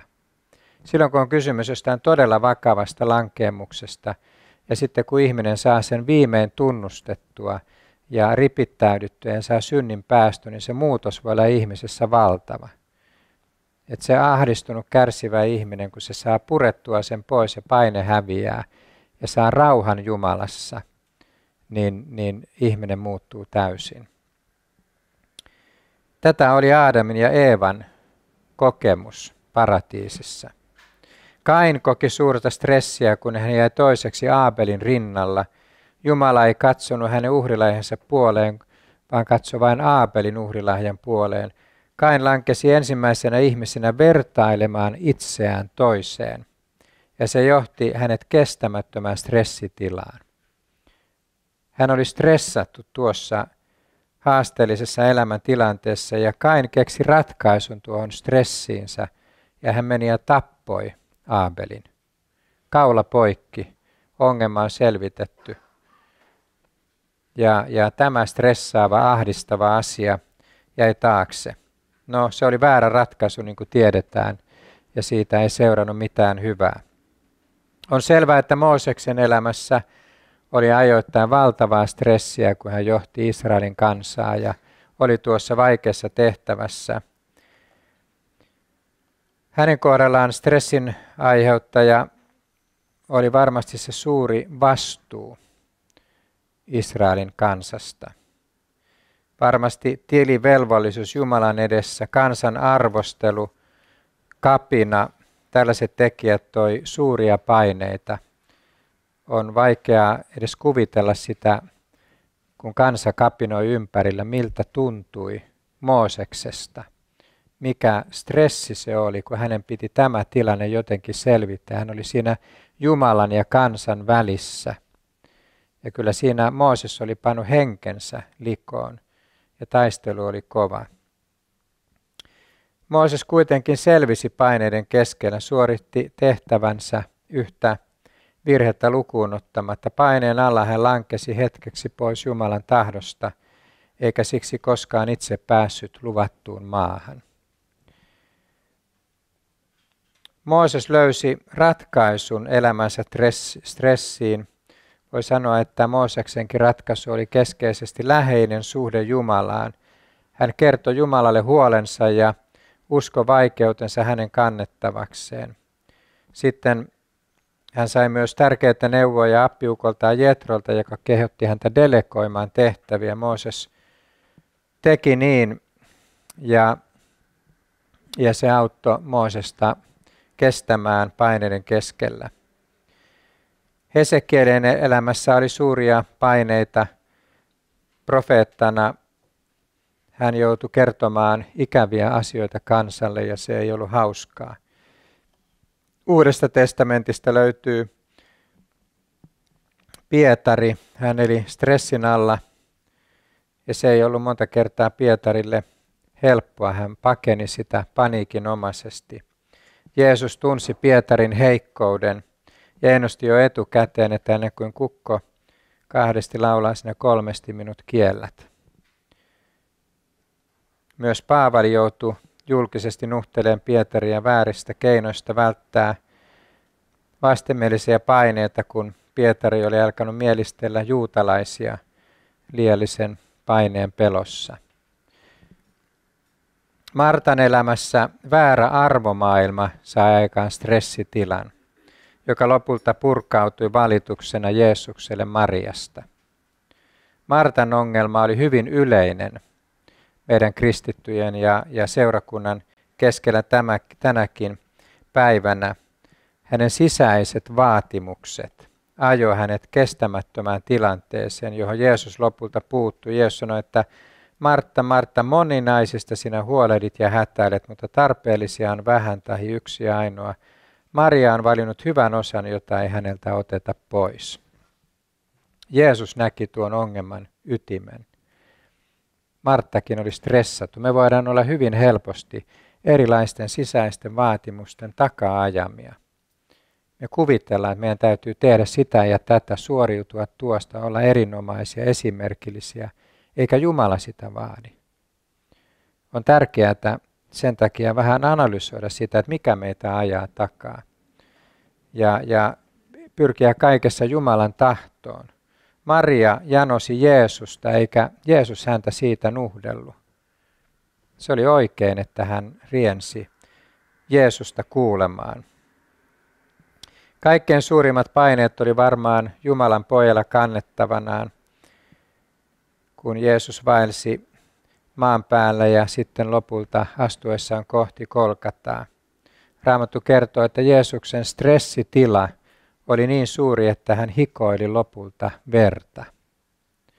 Jälleen meidän on mahdotonta edes käsittää, mitä Jeesus koki. Mutta tajutaan vain se, että kun hänen päällään oli kaikkien meidän syntivelkamme, ja hän tuli Isän hylkäämäksi, ja hän oli elettävä se tie läpi, kuljettava sen läpi. Se oli varmasti hirvittävän stressaava kokemus. Jeesuksella oli omat keinonsa käsitellä stressiä. Se oli rukous, läheinen suhde Isään, syvä kutsumustietoisuus, näky taivasten valtakunnasta ja horjumaton usko ja luottamus Jumalaan kaikissa tilanteissa. Jeesus kykeni elämään Jumalan poikana täydellisesti ja stressi ei häntä kaatanut. Jeesus myös delegoi tehtäviä ja taakkoja opetuslapsilleen. Jeesus on ainoa esimerkki Raamatussa, joka ei koskaan paineen alla epäonnistunut. Kun me katsotaan Raamatun henkilöitä, niin yksi ja toinen epäonnistui, teki katkeria virheitä ja usein nimenomaan stressatussa tilassa. Me ollaan stressattuna usein suurissa kiusauksissa. Silloin kun sä olet stressattu, sulla on suuri kiusaus tehdä virhe, langeta syntiin tavalla tai toisella. Mooses lankesi harkitsemattomaan tekoon paineen keskellä.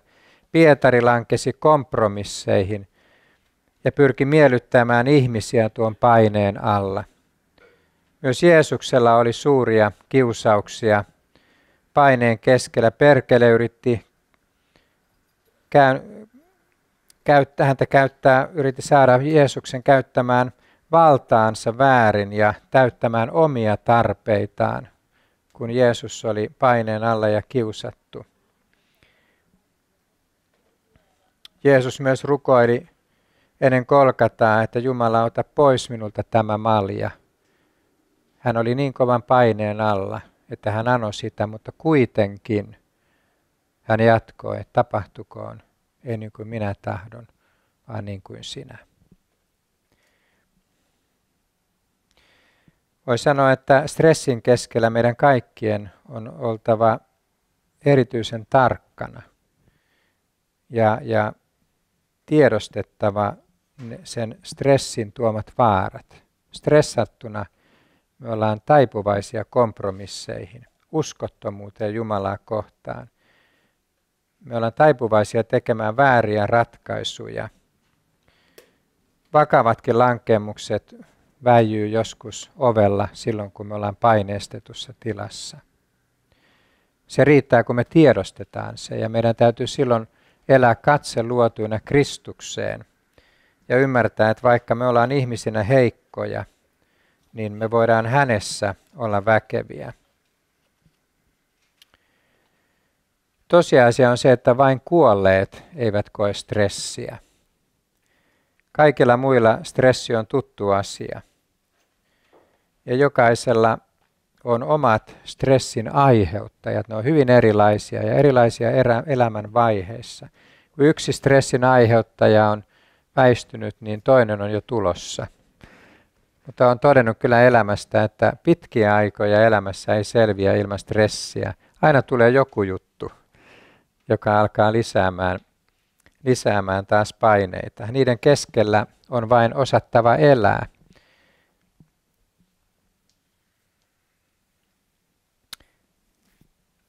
Yksi tärkeä ja keskeinen asia stressiä käsiteltäessä on se, että me kyetään ja opitaan luovuttamaan ne stressitekijät, stressin aiheuttajat, ne paineet Jumalalle. Siinä mielessä me ollaan aivan etuoikeutetussa asemassa ihmisinä. Jeesus sanoi, että heittäkää kaikki murheenne hänen päälleen, sillä hän pitää teistä huolen. Meillä on lupa luopua paineista ja antaa ne Jeesukselle.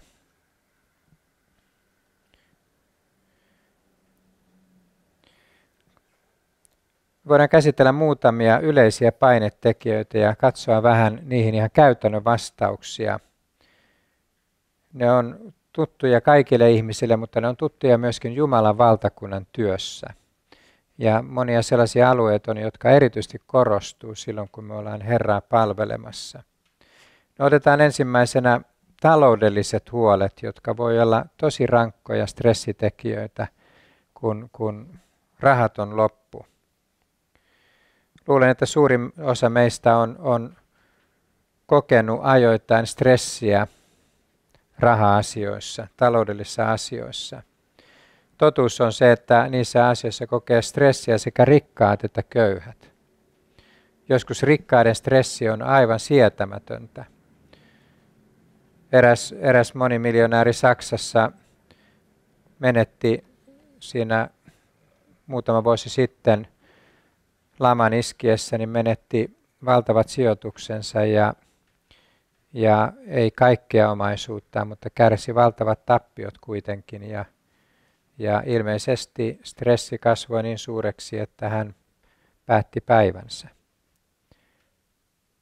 Varmaan tuhannet ihmiset on kärsittyään jonkun vararikon tai tehtyään todella huonon sijoituksen, niin on joutuneet niin kovaan stressiin, että on päättäneet lopettaa elämänsä.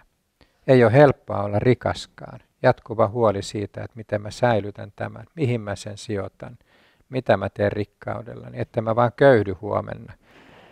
Ei rikkauskaan ole vastaus taloudellisten asioiden tuomaan stressiin. Mutta toki köyhillä joskus ne stressitilat on aika rajuja. Jos me aletaan liikaa stressaamaan taloudellisia asioita, niin se voi johtaa jopa toivottomuuteen ja terveyden romahtamiseen. Siksi mä annan ihan muutaman neuvon. Jos sulla on taloudellinen umpikuja ja sä oot stressattu siitä, että tästä umpikujasta ei tunnu olevan mitään ulospääsyä. Ensimmäinen tärkeä asia on se, että me kohdataan todellisuus rehellisesti ja luodaan realistinen suunnitelma tuon taloudellisen tilanteen ratkaisemiseksi. ongelman pakeneminen ja suunnittelemattomuus ei laukaise pysyvää painetta. Se laukeaa sillä, että me astutaan sellaiseen prosessiin, jossa se tilanne, se taloudellinen ongelma on jollain tavalla hallittavissa. Meillä on joku suunnitelma, mitenkä me tästä edetään. Ja tässä asiassa yhteiskuntakin tarjoaa välillä neuvoja ja apua, jos talouden umpikuja on todella raju. Pysyvän paineen poistuminen taloudellisissa asioissa ei edellytä sitä, että sä oot kaikki velat maksanut, jos sun taloudellinen tilanteesi on hyvä. Se riittää, että sä näet, että se tilanne on hallinnassa. Sä tiedät, mihin päin sä oot menossa. Sä oot realistinen sen tilanteen suhteen.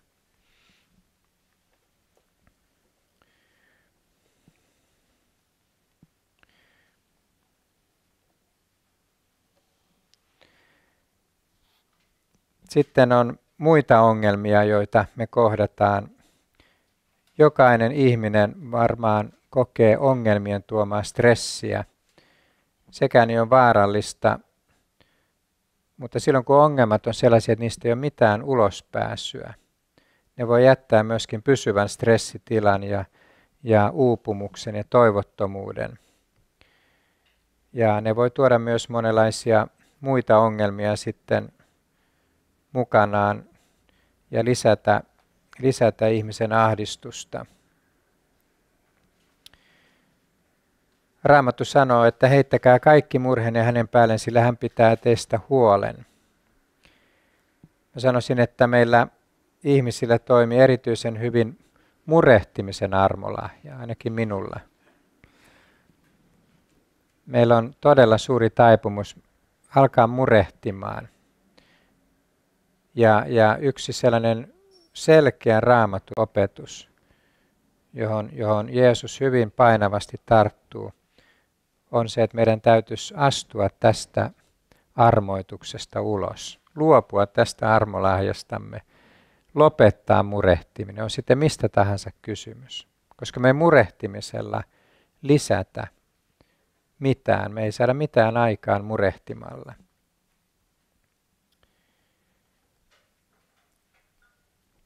Se, että me heitetään murheet Jeesuksen päälle, on ne ongelmat sitten mitä tahansa, niin se ei ole tällainen klisee, jota me vaan hoetaan ja sitten jatketaan murheittemme kanssa, vaan se on todella asia, joka kannattaa ottaa vakavasti ja se kannattaa opetella. Jos ei sulla ole suuria murheita tänään, niin älä odota niitä.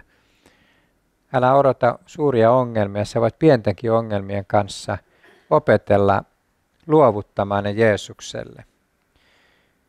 Mä itse olen sitä tehnyt vuosikymmeniä ja joka päivä, kun mä kohtaan erilaisia ongelmia, niin mä käyn ne läpi Jeesuksen kanssa ja se johtuu siitä, että mä oon oppinut miten valtava siunaus se on, että mä pääsen pois siitä pysyvästä stressitilasta. Ja se laukeaa sillä, että mä annan ne Jeesukselle. Joskus mä oon tehnyt ihan konkreettisesti niin, että mä ikään kuin otan ne käsiin ja mä kerron Jeesukselle, että tässä on nyt tämä ongelma ja mä annan sen hänelle. Ja kun mä oon luovuttanut sen Jeesukselle, niin mä kieltäydyn sen jälkeen ajattelemastakaan asiaa. Kun se tulee mun mieleeni, niin mä vaan kiittelen Herraa, että kiitos Jeesus, että se on sulla ja sä hoidat tämän asian. Ja sulta tulee tähän ratkaisu enemmän tai myöhemmin. Aina uudelleen se tupsahtaa mieleen, mutta aina uudelleen mä kieltäydyn kantamasta sitä. Ja kiitä vaan Jumalaa siitä, että mä oon antanut sen kerran sinulle ja sä olet ottanut sen kantaaksesi. Raamattu kehottaa mua heittämään sinun päällesi huoleni. Ne on nyt sinulle ja kiitos, että sulta tulee tähän vastaus. Ja mä oon nähnyt elämäni aikana joskus, että kun mä oon jotain ongelmaa yrittänyt kauan selvittää ja löytää siihen ratkaisua, ei ole mitään tapahtunut. Ja sitten kun mä oon luovuttanut sen Jeesukselle ja lopettanut itse työskentelemisen ja uskossa antanut se hänelle, niin on alkanutkin tapahtua yhtäkkiä. Asiat on alkanut selviämään, kun joku korkeampi ja suurempi on alkanut työskentelemään sen asian kanssa. Jumala kunnioittaa meidän uskoamme. Hän arvostaa sitä, että me luotetaan häneen. Ja hän iloitsee siitä, että me eletään sellaisessa niin kuin uskovan terveessä välinpitämättömyydessä, miksikä sitä nyt sanoiskaan, sellaisessa huolettomuudessa, jossa me ollaan annettu pois kaikki murheet, joita me ei voida selvittää. Se voi jostain tuntua vaikka vastuuttomuudelta, mutta kun totuus on se, että me murehtimalla muuteta asioita, me voidaan todella jättää ne hänelle ja iloita uskossa jo siitä levosta ja avusta ja voitosta, jonka Jumala meille antaa. Ja silloin me ollaan kykeneviä kohtaamaan Herra, me ollaan kykeneviä rukoilemaan, me ollaan kykeneviä Jumalan käyttöön. Jos sä haluat olla Jumalan käytössä ja palvella Herraa, niin sun täytyy pystyä palvelemaan häntä silloin, kun on helppoa ja silloin, kun on vaikeaa. Silloin, kun on pilvistä ja silloin, kun on aurinkoista. Elämässä voi välillä olla ihan kaoottismaisia ongelmia ja taisteluita, jopa yksityisessä elämässä. Ja edelleenkin ne tehtävät siellä Jumalan valtakunnan työssä odottaa. Me voidaan Jumalan sanajulistajanakin joutua nousemaan saarnapönttöön puhumaan ja omassa elämässä voi olla kauhea kaos. Ja silti täytyy hoitaa toisia, opettaa toisia. Perkele riehuu monella tavalla ja elämässä voi olla monenlaista myrskyä ja huolta. Mutta sen takia mä aina pyrin siihen, että ennen kuin mä nousen pulpettiin, mä oon luovuttanut kaikki ongelmat Herralle. Hän hoitaa ne ja mä keskittäydyn siihen, mikä on mun tehtäväni. Joskus kun mä olin kerrankin aika kovien paineiden alla henkilökohtaisessa elämässäni ja monenlaista taistelua oli ja mä olin valmistautumassa justiin yhteen hengelliseen kokoukseen ja muutamien veljen kanssa rukoiltiin yhden kirkon sakastissa, niin yksi kristitty veli alkoi profetoida ja hän profetoi mulle, että kun sinä pidät huolta niistä tehtävistä, mitä minä sinulle annan, niin minä pidän huolta sinusta. Ja niin tapahtui. Niin on mun elämässä tapahtunut koko ajan. Herra on pitänyt musta huolta. Ja mun tehtäväni on vaan pitää huolta siitä, minkä hän on antanut mun tehtäväkseni. Ja se on vaikeaa, jos ei luovuta niitä huolia Jeesukselle. Sen takia kannattaa opetella sitä ja pitää kiinni siitä päivittäin.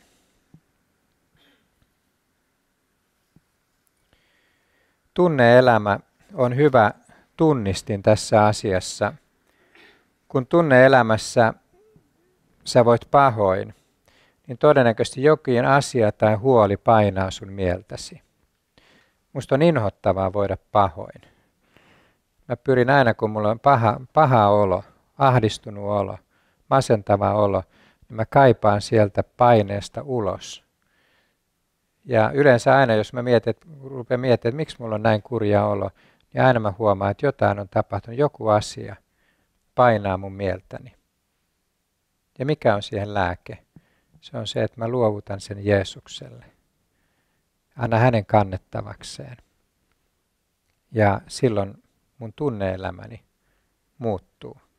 Kannattaa seurata omaa tunne-elämää. Sulla on koko ajan paha olo, koko ajan jostain joku murhe mielellä, niin jotain asioita on, joita sä kannat ja sä kannat niitä turhaan, koska Jeesus sanoo, että meidän ei pitäisi mistään murehtia, vaan antaa ne murheet hänelle. Ei tämä toimi sillä tavalla niin kuin absoluuttisella varmuudella, että on tilanteita, jolloin se on vaikeaa joku asia luovuttaa Jumalalle, mutta silti kannattaa ojentautua siihen suuntaan. Ei se aina sitä koko tunne-elämää muuta, mutta se helpottaa suuresti. On sellaisia huolia, jotka tuntuu vyöryvän yli, niin ettei niitä voi täysin aina unohtaa, mutta siinäkin voi kasvaa.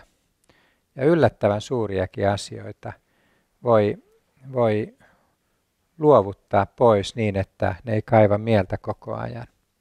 Ja silloin on kykenevä palvelemaan myöskin Jumalaa, vaikka omassa elämässään paineita. Ja niin kuin sanoin alussa, Jumalan valtakunnan työtä tehdään monenlaisten paineiden alla. Meidän täytyy jopa pystyä joskus luovuttamaan oma henkemme Jumalan käteen, tietoisina siitä, että tehtävät, joissa me ollaan, niin ne voi maksaa meidän henkemme. Tällä hetkellä Jumalan valtakunnan työtä tuhannet tekee tietoisina siitä, että voi olla, että huomenna en ole enää elossa. Ja se on suuri kysymys silloin, kun sä olet perheen isä tai äiti. Kaikki suuret kysymykset, miten mun lapseni selviää, mun vaimoni, miten heille tapahtuu, jos minä menehdyn näiden tehtävien keskellä. Mutta ne huolet on jätettävä Jumalalle ja kuljettava Jumalan tahdossa eteenpäin. Monet elävät tänään niin, ja on upeaa nähdä, kuinka Herra hoitaa heitä. Kiinassa, kun ollaan liikuttu, niin aikanaan kun Kiinan tilanne oli vaikeampi kuin tänä päivänä, niin muistan erään tilanteen, olen tainnut kertoakin teille, kun oltiin menossa yhteen maanalaisen kokoukseen ja sitten aamulla, kun kokoonnuttiin ja oli tarkoitus lähteä, niin meidän Kiinan työmme johtajat sanoi vaan, että meidän on tullut ohjelmaan muutos. Me ei mennäkään tänään sinne seurakuntaan, mistä oli puhuttu. Herra ei ole antanut meille rauhaa. He eli päivittäin ja elää tänäkin päivänä. Kyselen koko ajan Jumalan tahtoa, Jumalan tietä. Kun Jumala antaa rauhan, niin silloin he tietää, että tällä tiellä he on turvassa. Tätä tietä voidaan kulkea eikä mitään pahaa tapahdu. Ja joskus voi ollakin, että Jumala ei anna rauhaa ja silloin he muuttaakin suunnitelmiaan. Pyhähenki johdattaa heitä rauhansa kautta ja luovuttaa asioita Jumalalle oman turvallisuutensakin.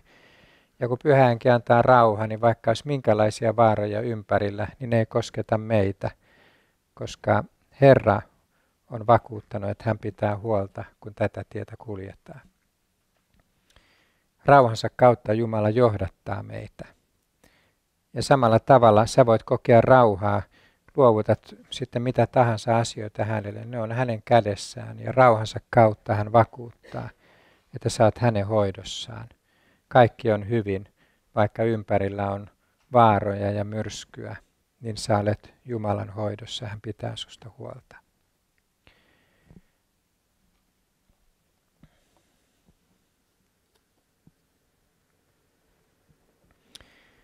Sitten on ihmissuhdeongelmat, ja ne on monta kertaa Jumalan valtakunnan työssä ja seurakuntaelämässä yksi vaikeimpia stressin aiheuttajia. Jumalan valtakunnan työtä olisi kauhean helppo tehdä, jos ei tarvitsisi olla ihmisten kanssa tekemisissä. Vaikeaksi sen tekee se, että tätä tehdään nimenomaan ihmisten kanssa, ja ihmisiä voi olla paljon. Kaikenlaisia ihmisiä. Rikkinäisiä ihmisiä, kieroja ihmisiä ja sitten suoria ja Jumalan koulut käyneitä. Kaikkia mahtuu. On nuoria uskovia, on sellaisia, jotka on vasta uskoon tulossa ja on sellaisia, jotka on käynyt jo kaikki Jumalan koulut ja pyhittynyt ja kaikella tavalla esimerkillisiä. Ja kun maailma mahtuu kaikkea ja me ollaan itsekin vajavaisia, niin ihmissuhteissa voidaan kohdata monenlaisia vaikeuksia. Ja niidenkin vaikeuksien keskellä on opittava elämään. Joskus ihmisellä voi olla ongelmia samanaikaisesti perheen sisällä ja avioliitossa ja työpaikalla ja suvun keskellä. Erilaisia ihmissuhdeongelmia, kun ihmisten kanssa eletään. Ja siihen anna muutaman neuvon. Raamattu sanoo, että jos mahdollista on ja mikäli teistä riippuu, eläkää rauhassa kaikkien ihmisten kanssa. Jos mahdollista on ja mikäli teistä riippuu.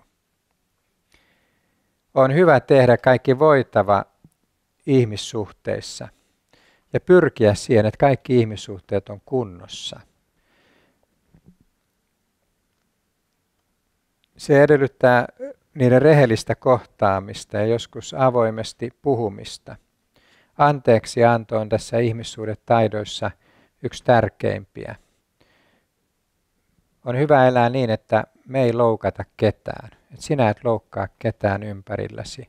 Jos joku loukkaa sinua, niin sä annat nopeasti anteeksi.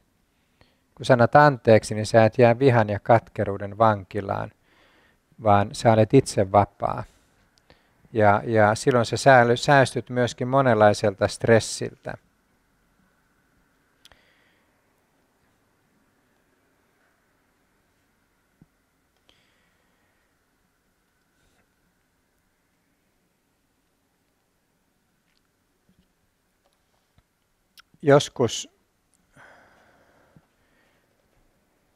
Joskus on niin, että ihmissuhteet voi muodostua sillä tavalla vaikeiksi, että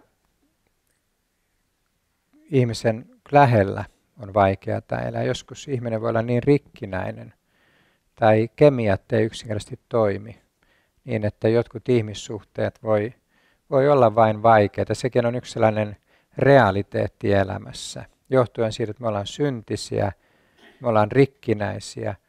Kun me ollaan tässä syntismaailmassa eletty, niin synti ja syntiset toiset ihmiset on saattanut haavoittaa meitä. Ja haavoittuneet ihmiset on usein sellaisia, että niiden lähelläkin voi olla vaikeaa elää. Silti meidän tulee rakastaa. Ritu Ylipahkala sanoi joskus, hän on paljon rikkinäisten ihmisten keskellä elänyt. Hän sanoi, että jos et voi rakastaa läheltä, rakasta kaukaa. Mutta on tärkeää, että me rakastetaan. Elämä ei ole sellaista, että me kaikkien ihmisten kanssa voidaan elää yhtä läheisessä suhteessa tai olla yhtä avoimia kaikille. Mutta me voidaan rakastaa kaikkia.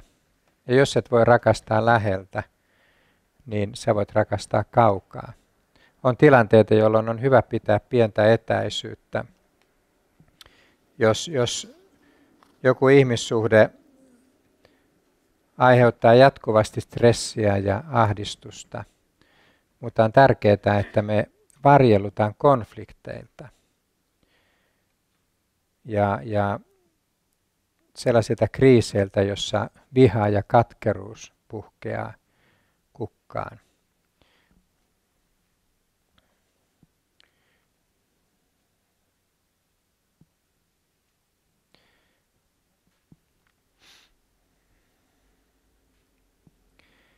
Sitten on kiireen tuova stressi. Mä nyt heitän näihin moniin asioihin vaan muutamia ajatuksia. Nämä ei ole mitään tyhjentäviä luentoja. Tähän pitäisi omistautua paljon enemmän, mutta jotta me tämä stressialue ymmärretään oikein, niin mä tuon tähän muutamia ongelma-alueita, jotka tuo näitä stressitekijöitä. Ja yksi on ihan keskeisesti kiire. Meillä voi olla liian kiire elämässä. Liian paljon asioita, liian paljon työtä ja se tuottaa pysyvän stressitilan. Hyvä neuvo kiireeseen on sanonta astu syrjään ja levähdä vähän, ellet levähdä, joudut varmasti syrjään. Näin elämässä usein tapahtuu. Astu syrjään ja levähdä vähän, ellet levähdä vähän, joudut varmasti syrjään. Sille ei ole vaihtoehtoja. Meidän täytyy myös levätä. Meidän täytyy huolehtia itsestämme. Jopa hengellisessä työssä me voidaan olla niin hurskaita, että me ei välitetä itsestämme mitään. Me vaan raadetaan ja palvellaan Jumalaa niin kauan kuin panokset on loppu. Jos ei me levähdetä välillä, niin me joudutaan lopulta syrjään. Ihminen voi joutua tässäkin työssä syrjään jopa vuosiksi. Sen takia, että hän ei huolehdi itsestään, eikä siitä, että pystyy välillä lepäämään. Ja sitten kaikki romahtaa ja joutuu pitkälle sairaslomalle ja lepoon, jotta toipuu kunnolla. Kiireen tuomaan pysyvään stressitilaan vastaus on hyvin konkreettinen jälleen. Sen kiireen täytyy katketa. Ei voi olla tällainen tilanne, että koko ajan meillä on stressitila, koska on liian kiire. Vaan täytyy tulla niitä tilanteita, jolloin kiire laukeaa ja me päästään lepäämään. Ja jokaiselle Jumalan valtakunnan työntekijälle ja meille kaikille hyvä neuvo on se, että on hyvä joskus sulkea puhelin, jos olet sellaisessa tehtävässä, että jatkuvasti ihmisillä on asiaa. On hyvä olla tavoittamattomissa. On hyvä ottaa aikaa itselle. Ja sen suhteen löytäminen on sitten jokaisella oma asia, milloin levätä ja milloin olla toiminnassa. Delegoiminen on tärkeää kiireen keskellä ja sitten työn hallitseminen. Mä itse aikana opettelin käyttämään sellaista time manager, sellaista systeemiä, jossa kaikki työt ja tehtävät niin kuin aikataulutettiin. Mulla oli se muutaman kuukauden periodi, johon mä olin aina aikatauluttanut kaiken. Ja mä en nyt ehdi tässä esitellä sitä, mutta systeemi oli se, että mä käytän sitä tavalla edelleenkin, että mä määrittelen jokaiselle päivälle kaikki ne tehtävät, mitä mulla on tehtävänä aina sinä päivänä. Ja monissa projekteissa esimerkiksi, niin mä voin jakaa ne useille päiville ja useille viikoille. Ja sitten mä joka päivä teen sen, mitä mä oon sille päivälle merkinnyt. Ja kun mä oon sen päivän tehtävät suorittanut, niin tilanne on hallinnassa. Mulla voi olla silloin pahimpina aikoina, kun meillä oli vähän vastuunkantoja, mulla saattoi olla suuri määrä erilaisia asioita ja projekteja, jotka oli keskeneräisiä. Kaikkia piti hallita. Mä jokaista hoidin joka päivä sen verran, että ne eteni oikeassa tahdissa. Ja kun mä olin sen suorittanut sen päivän kaikki tehtävät, niin sitten mä lähdin lepäämään. Ja mä saatoin levätä täysin rinnoin, vaikka kaikki oli sekaisin ja kaikki oli keskeneräistä. Mä tiesin, että mä saavutan päämäärän, tavoitteen aikataulussani, kun mä etenen joka päivä sen, mitä mä olin merkinnyt sille päivälle. Pysyttekö jyvällä? Elämän aikatauluttaminen on tosi tärkeää. Mä oon paljon tavannut ihmisiä, jotka elää erilaisissa vastuissa ja paineissa Jumalan valtakunnan työssäkin, eikä niillä ole almanakkaa ollenkaan. Ei mitään aikataulua, ei mitään suunnitelmia elämään. Kun niille antaa jonkun tehtävän, ne ryntää heti tekemään sitä. Se täytyy äkkiä tehdä, eikä ne tajua, että huominenkin on ja ylihuominen. Näitä hommia voi tehdä vielä viikon ja 2 viikon päästä. Ja ne kantaa kaikesta stressiä. Ja stressi laukeaa vasta sitten, kun kaikki hommat on tehty. Silloin, kun ollaan suurempien vastuuden äärellä, niin ollaan siinä tilanteessa, että aina hommat on tekemättä. Aina on paljon asioita, jotka on tekemättä, ja ne odottaa. Ja niiden keskellä täytyy elää. Silloin elämä täytyy hallita, ja asiat täytyy olla hallinnassa. Ja se vaatii suunnittelua. Sen takia suosittelen, opettelen suunnittelua, elämän suunnittelua. Ja jos sä oot Jumalan valtakunnan työssä oman työsi ohessa, niin sun kapasiteetti se ei ole hirveän suuri, mutta kun sä suunnittelet sen ja lasket, milloin sä lepäät, milloin sä teet normaalia arkista työtä ja milloin sä hoidat niitä vastuita Jumalan valtakunnan työssä, niin sä voit tehdä ihan tasapainoisesti paljonkin Jumalalle seurakunnassa ja silti elää tasapainoista stressitöntä elämää. Mutta suuria paineita on mahdotonta kantaa, väitän niin, jos ei opettele suunnittelemaan ja opettele sellaista selkeää elämänhallintaa. No, kaikkien näiden stressitekijöiden sellainen surullinen summautuma voi olla loppuun palaminen. Usein kuvitellaan, että loppuun palaminen on ainoastaan liiallisen työn tai kiireen aiheuttama, mutta se on huomattavasti laajempi ja suurempi kokonaisuus ja mutkikkaampi kokonaisuus.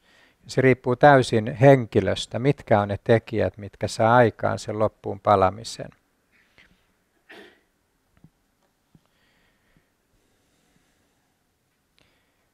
Jeesus sanoi, että etsikää ensin Jumalan valtakunta ja hänen vanhurskauttansa, niin myös kaikki tämä teille annetaan.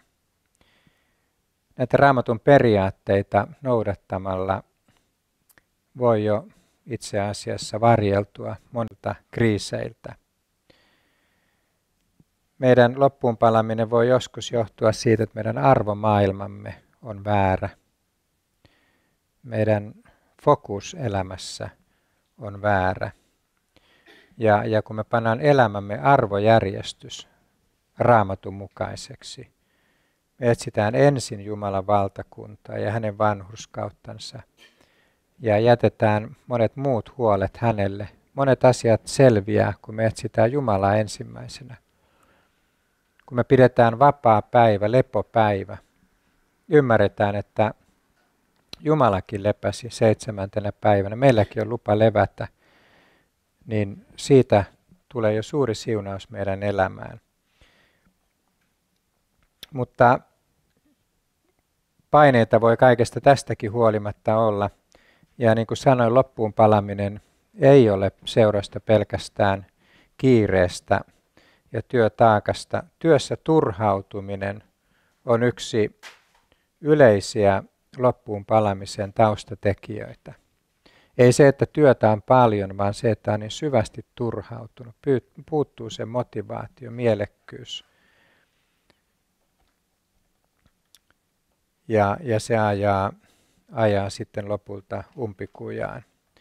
Myös Jumalan valtakunnan työssä erityisesti vääränlainen myötäeläminen kuluttaa ihmisen voimat loppuun.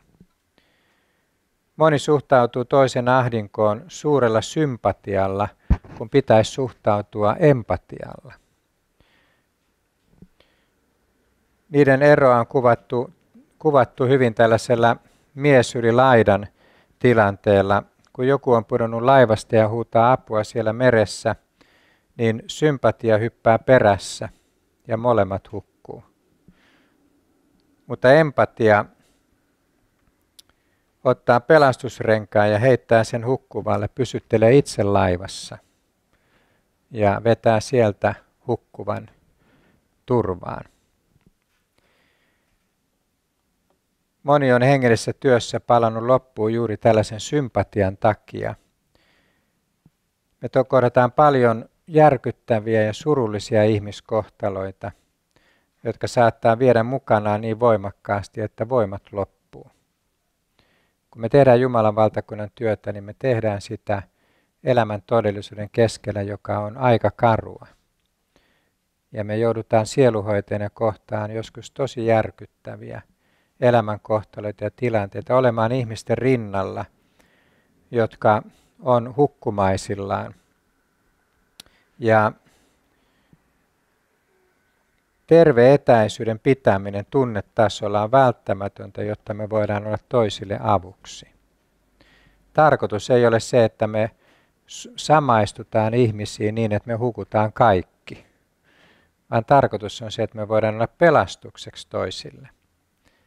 Ja silloin meidän täytyy keskittäytyä heittämään se pelastusrengas, ei hypätä itse mukana ja hukkua yhdessä. Me ei voida elää kenenkään toisen elämää, jokaisen on elettävä itse oma elämänsä, mutta me voidaan elää toisen rinnalla, rakastaen ja tukien, lohduttaen ja auttaen häntä. Mutta se on mahdollista vain sillä tavalla, että me itse voidaan hyvin. Muuten meistä ei ole sille toisellekaan mitään hyötyä. Meidän täytyy ymmärtää, että meidät on kutsuttu rakastamaan lähimmäisiämme, oikealla tavalla samaistumaan heihin, tukemaan heitä, mutta lopulta Jumala on kaikesta vastuussa, ei me. Meidän täytyy luovuttaa se vastuu Jumalalle lähimmäisistä, eikä väärällä tavalla kantaa sitä, ei väärällä tavalla samaistua.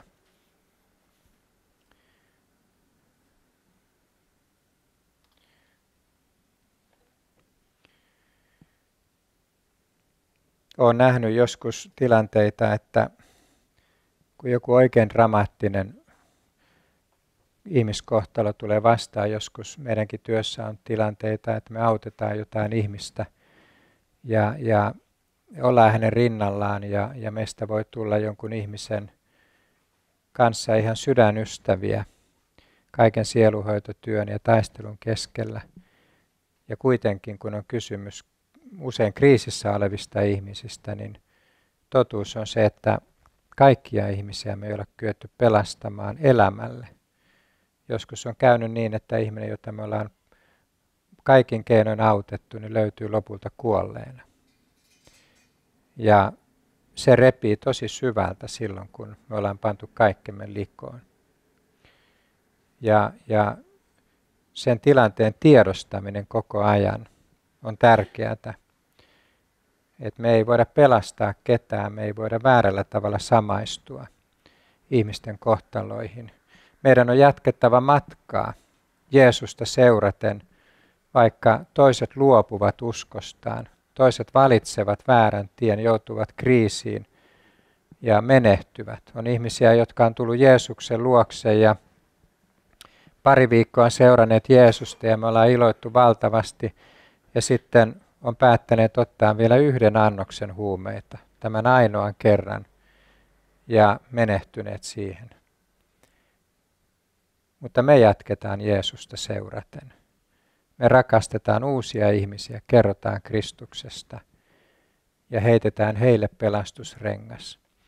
Ja ne, jotka on menehtyneet tai luopuneet ja lähteneet väärälle tielle, me jätetään Jeesuksen käsiin. Luovutaan niistä murheista, luovutetaan ne hänelle ja jatketaan matkaa.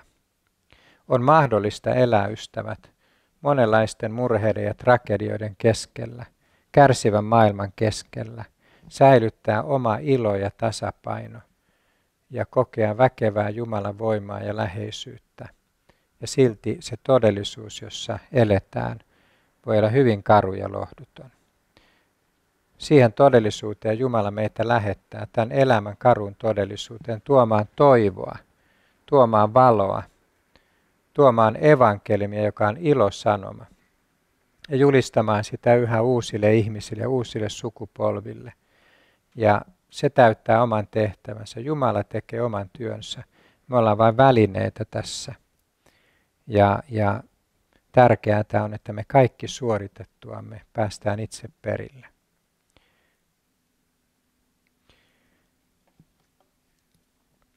Muistakaa, ystävät, muovimuki.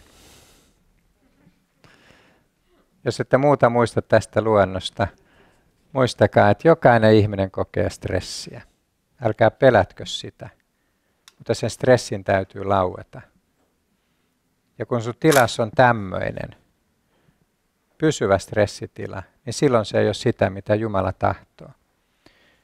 Vaan silloin sun täytyy hakea apua, rukoilla viisautta, opetella käsittelemään stressiä, elää Raamatun ohjeiden mukaisesti ja silloin sä voit elää tasapainoisesti. Suorittaa tehtäväsi, elää suurtenkin paineiden alla ja kulkea läpi voittajana ja periä taivasten valtakunnan. Aamen.